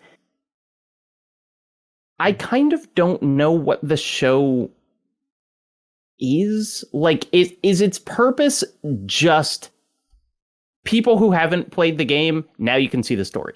Like, is that it? And thinking about it more critically is just a waste of time. Yes. Because like when trying to think about like what are they doing with this? Like what is their purpose? I just can't think of anything that is kind of newly added by the show, even with the, you know, like the episode with Nick Offerman and stuff that I thought was great. Like I really loved, but it's like it doesn't change what The Last of Us is. And I don't know if there is an answer if I'm just looking too deeply. Yeah, I don't know if anybody's ever told you this before. You might be thinking about it too much, Jacob. But I think, I mean, the key idea, I think, is, just finding a new audience for that story. You know, and it's like, even if it is so close to the game, it's like, I guess in their minds, it's worth it to expand the fan base of The Last of Us by tenfold. I don't know. But it's like that's just raw capitalism. Then, you know, It's like I want there to be an artistry for it, and not just the audience is bigger. You know, and I don't understand if you painted something 10 years later, you just paint it in exactly the same way. It just like it artistically, it doesn't make sense to me that it would just be the same thing as it was 10 years ago. But and whatever quotes from the director that were controversial or whatever, not thinking about that, taking that totally away from it, it doesn't feel like is proud to have been a video game at all. It's like I think we should be more proud to have that as a game and can get people who are like, oh, I like the world of The Last of Us, I should check out what that game is. And now there's no reason for them to do that. Yeah, I had a weird experience actually where I was talking to my neighbor, and he's an older guy, but he's watching The Last of Us, and he knows that, you know, I talk about games and stuff. So he's like, oh, The Last of Us, huh? I was like, yeah. He's like, yeah, I went and I actually found online a copy for my P3, as he put it. And I was like, PS3? What is it? Okay. But he's like, yeah, I got a copy for my P3 and I've been playing through it. And it's like, it's the exact same story. It's like, what the hell is this? And he's like, and the story isn't that good anyway. It's like, I don't understand. Like, it's just, you know, talking about like, it's like, what is this game and what is the audience they're roping in? What do they do with this? Like, that is just a crystallization of that in my mind. It's like, okay, this guy liked the show so much, but he didn't like the story that much. And then he's horrified by the fact that the game is so close to the show. Like, it's so bizarre. But I like the show overall, and I do like that first game a lot. But it was hard not to think of the word like cowardly. Wow. Truly. And I was unsure the whole season of how I would land on it for that reason. Because again, I do like the stuff they added. But yeah, I was like, I'm with Jacob. I just didn't. It could have had a purpose and chose not to. It's really hard. I don't understand. What does that mean? What would the purpose possibly be? Like, you know, it let Neil Druckmann tweak a couple of things in the story here and there, but just like you would want them to completely reinvent it so Neil Druckmann can feel more creatively satisfied from it? I don't care about Neil Druckmann. Oh. I actively, anti-care about him. But yeah, it's like, I feel like I wish as a viewer who knew what happened in the game, I could come away with anything other than, yep, that's what happened in the game. Yeah, it's like they're lucky that gamers love when the stuff in the show is just like the stuff from the game. Right. And it was not their purpose to make gamers happy. They just happened to because gamers like that. Because you feel rewarded. It does feel like, I don't know, like a weird validating thing. I'm like, okay, now my parents are into this story that I was really into back in 2013. It feels like I do know a thing or two about storytelling. Maybe that's like a core thrill of seeing how close it is and how much. Yeah, and I think that's like just the worst thing that gamers do is constantly seek validation from art forms that they like don't know or care about. I feel like this has been the story for the past like 30 years of like, finally we'll be taken seriously, and it's like, well, it's taken seriously by just making it into something else. Yeah, I'm excited to see what season 2 is and how because since the world building has been my favorite part, they're going to have so many opportunities to do that. I'm very curious how it goes. And also, I think 2 is so strange and interesting and tore the gaming world apart. Yeah, I can't wait to see what happens. I think it's going to be way more conversations by just gamers of the plot of 2. So I'd be interested to see how that like. When they take a dimension out and it's just a show, like how are people who don't touch the games going to view that season? It's going to be bizarre. And so it seems like they're breaking it up into 2 seasons there for Last of Us Part 2. But I am so curious. I think people might be pissed. I think in our mind, it's always like, well, gamers were the most furious about Last of Us Part 2. And I guess, the amount of hate that the developers got and stuff, it maybe would be tough to compare it to. But I bet there are going to be a lot of people who are just like fans of the show that are horrified by the direction they go in for part 2. They'll stop watching. I think there might, and look, I hope I'm not wrong on this. There might be less like overt misogyny in it. Like I have trouble picturing people getting as mad about like a woman with muscles as gamers did, but because gamers could pretend that women with muscles don't exist, but now you'll be looking at one. She's real. They'll probably just have one of those like Halloween like bodysuits for the actor though. It'll be the Arrested Development Michael Cera. Right. She comes out with t-shirts stuffed in her shirt. It's like lumpy and bad. Look, HBO's got a hell of a budget, but this one thing, it doesn't exist. I don't know what we're gonna do. Joe Dean writes in, says, I'm currently on the hunt for an apartment and I'm trying to find a nice place based only on my income. I don't want a roommate, so as a chance to challenge or confirm my choice, what are some of your all's memorable roommate stories? Oh, when I lived in Minneapolis, I had 3 roommates, but none of them were ever there. So I was alone all the time. That was awesome. That sounds But great. I had one roommate, and when she was around, her girlfriend would come around too, and she was super nice. But my roommate kind of implied that she was like a criminal. What? I know, like never overtly, but like she always had like wads of cash and like I don't know what she did, but I was so intrigued. And then one time she took us all to sushi, and it was like $1,000 worth of sushi, and she just slapped down cash, and she was like, "Don't worry, y'all," and we like left. And I was like, and I was so intrigued by her. But she was really nice to me. She's like, "Nice to meet you, Haley," like really lovely. But and I didn't want to say like, is she a drug dealer? Like, what's going on? Like, nice to meet you, Haley. If you ever have any problems, you come to me first. They gotta go through me before they get to you. Weird. Exactly.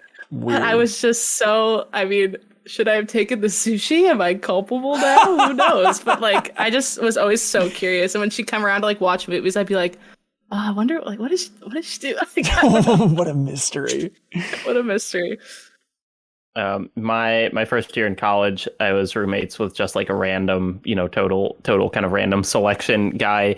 And we were very different politically and whatever, but like the main thing that I remember that isn't like negative, it's just so funny, is that was the year that Grand Theft Auto 5 came out. I think, yeah. And he played a lot of GTA 5 and then eventually got to a point where I don't know if he had actually like finished the story or if he just decided this was what he liked to do. But almost every day he would just get a semi in that game and he would try and drive it up like the highest mountain in the game. And kind of like, the physics are realistic. So it was like kind of hard to do. And if you messed up, it would tumble down. But I just remember like one of his friends walked into our room and he's like, every day I come over here and you're just driving that truck up that damn hill. And it was just like such a strange, specific thing to be like, this is what this game is. It's a beautiful allegory in a way. Interesting. Sisyphean. Yeah. Patrick Hughes. Specifically Sisyphean. Sophisticated. That's right. Patrick Hughes writes in and says, hello, good lads and laddies of MinnMax. Happy St. Patrick's Day. In the spirit of all things green, I propose the following question. Who is the best green character in video games? AKA the Green Supreme. All right. In March Madness fashion, I've randomly determined your top candidates in the below bracket to face off. We don't have to come up with our own. They'll just determine good. it I was for Googling green. us. Just the word green. Okay. Green. Round one. Oof. Tough. Frog from Chrono Trigger versus Luigi from Mario. Luigi. However, Luigi can take off his green. Like, he's not sleeping in green every night, unless he's... So are we evaluating them purely on greenness? I think so. I think that'll make this move the fastest. I think the frog is easily greener. Who has more square footage of green? All right, frog is greener. Skin? All right, then, Hot Shots. Who's greener, Link or Slippy from Star Fox? The frog is going to take it, I feel like. Yeah. Okay, all right. Well, we'll see where this goes. Oh, we're getting tricky now. What about the Creeper in Minecraft versus Master Chief? Master Chief can't take off that armor.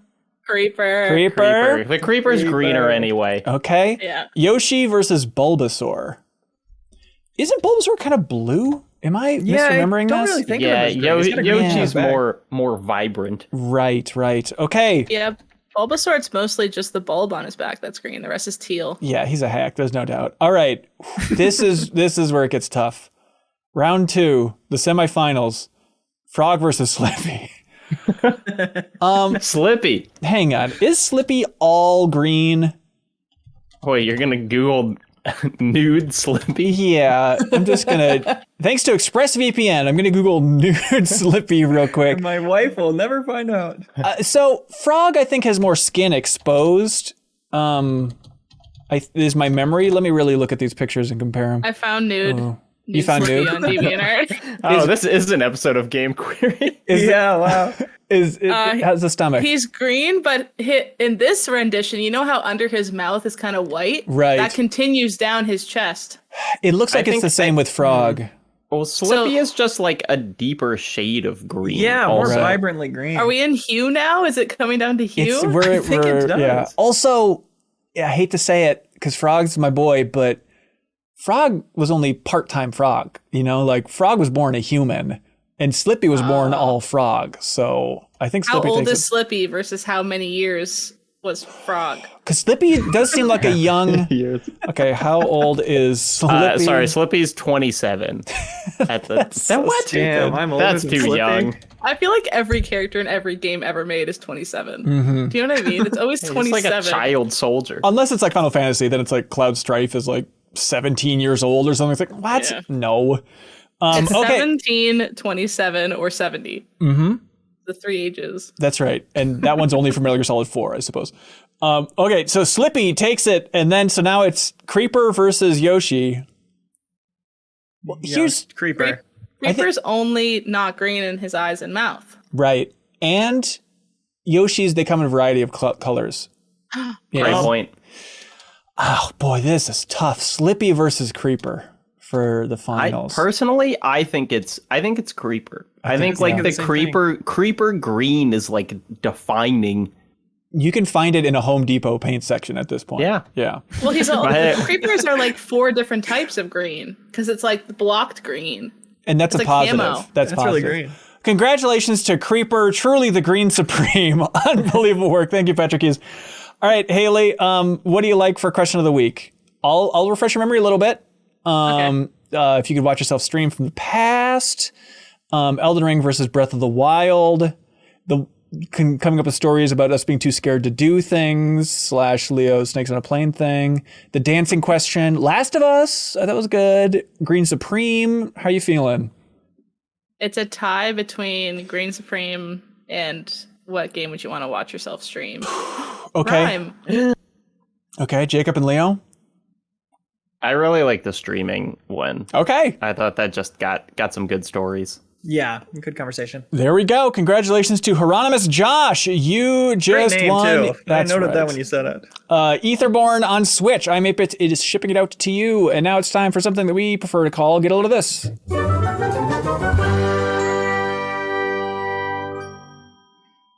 All right. Step right up. Square Enix released a video. Get a load of this, everybody. Square Enix released a video that's it's lovely. It's an hour-long video, and it's with Mitsuda, the composer for Chrono Cross, and then Masato Kato, the director and writer for Chrono Cross, and also the producer, I think a couple producers that worked on the remaster. But it's just like an hour-long roundtable, if you will, discussion about them talking about Chrono Cross and the history of the remaster and stuff. And it's interesting because, like, you know, we interviewed Masato Kato on our channel. You can find that if you're interested in that type of thing. But it's interesting hearing like how reluctant he was to bring Radical Dreamers back to life in a way, which was the Satellaview game that was kind of lost to time. And they said in there that Square actually reached out to him. I know this is pretty niche stuff, so stick with me. But they reached out to him to see if they could include Radical Dreamers on the DS version of Chrono Trigger. And he said no. He said, I don't want it because it was like weird and old and I don't want new people looking at that. But they finally convinced him with this remaster to finally release it. And then they're talking about all the characters in Chrono Cross. And Masato Kato was talking about like how he's like, yeah, just every time I had an idea for a character, I would throw it in. So that game has 45 characters. It's just absurd. But Masato Kato said, quote, when I look at the lineup of characters in Chrono Cross now, I find myself saying, do we really need Fun Guy? I feel sorry for what I did to Fun Guy because I should have fleshed him out more, which I understand is niche, but that's another shout out to the deepest dive in Chrono Cross for all the Fun Guy fans out there. You freaks. Haley, you got something?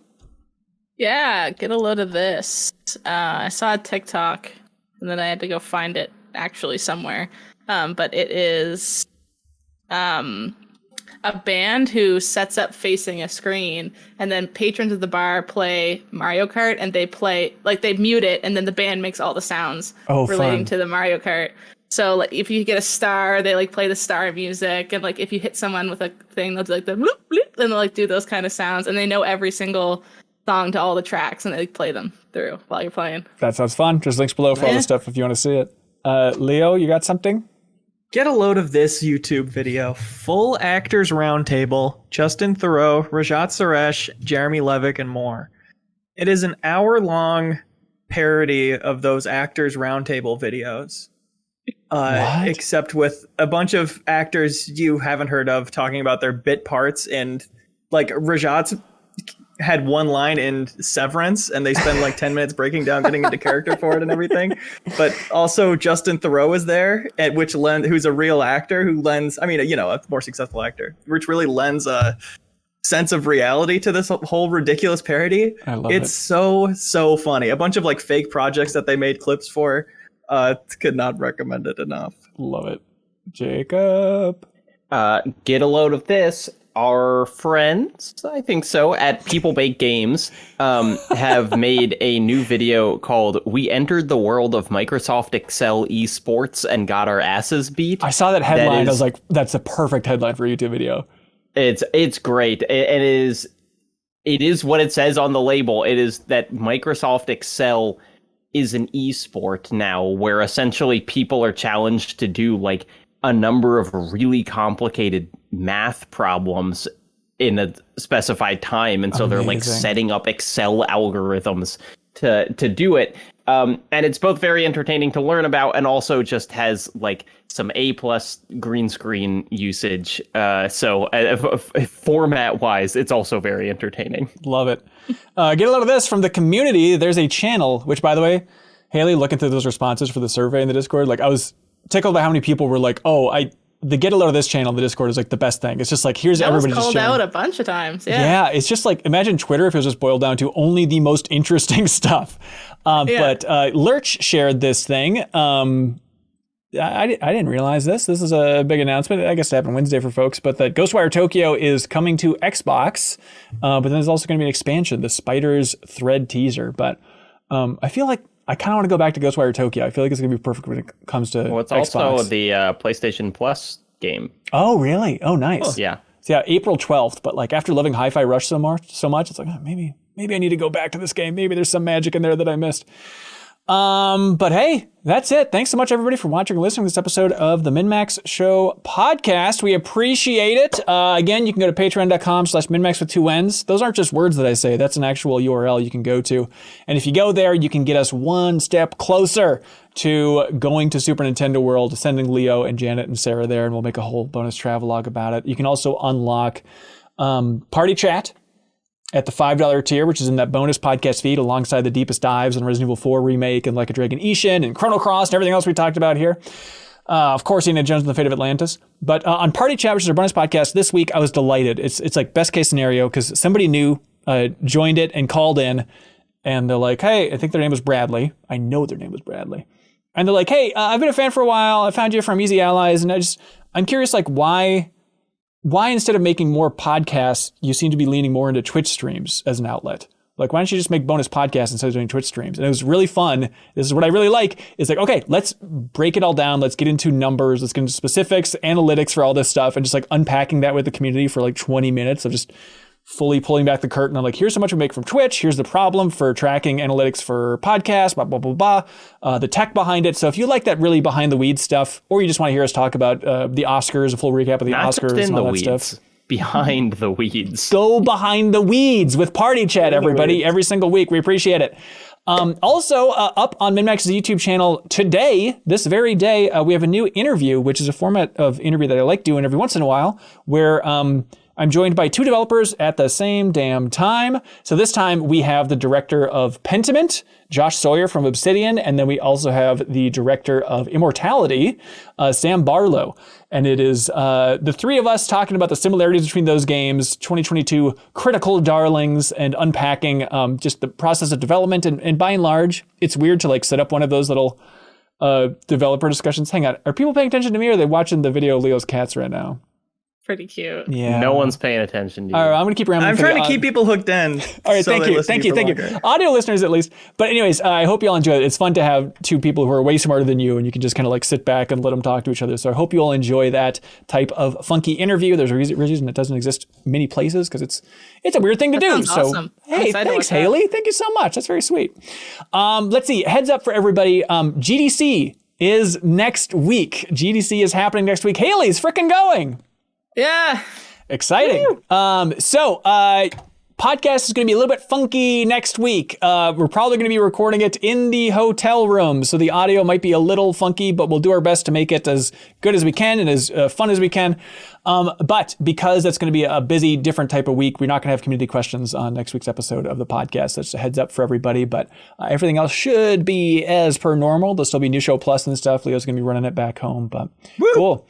Haley, thank you so much for joining. Yeah, thanks for having me. Yeah, anything you want to plug? No, I'm just Haley Fax on Twitter. Join the Discord, and I will personally put an emoji on your pet if you put your pet in the pet page.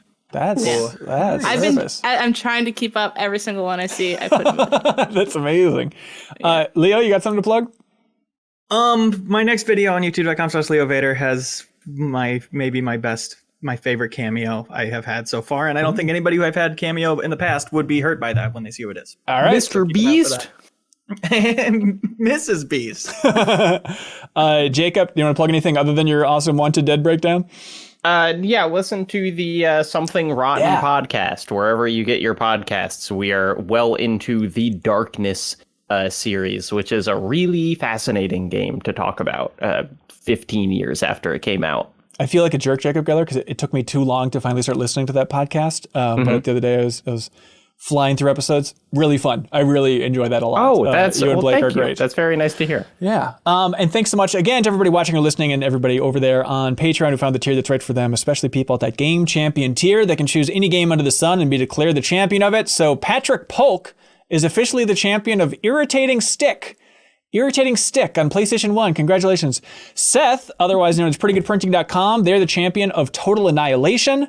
Logan Krause shook it up this month by being the champion of Star Wars Knights of the Old Republic 2, the Sith Lords Restored Content mod specifically. So there we go, the champion. Joshua Ayers is the champion of Kingdom Hearts 3D Dream Drop Distance. Thank you so much, everybody. And hey, that's it. Thanks for watching and listening for the third time, and be good, have fun, let's go.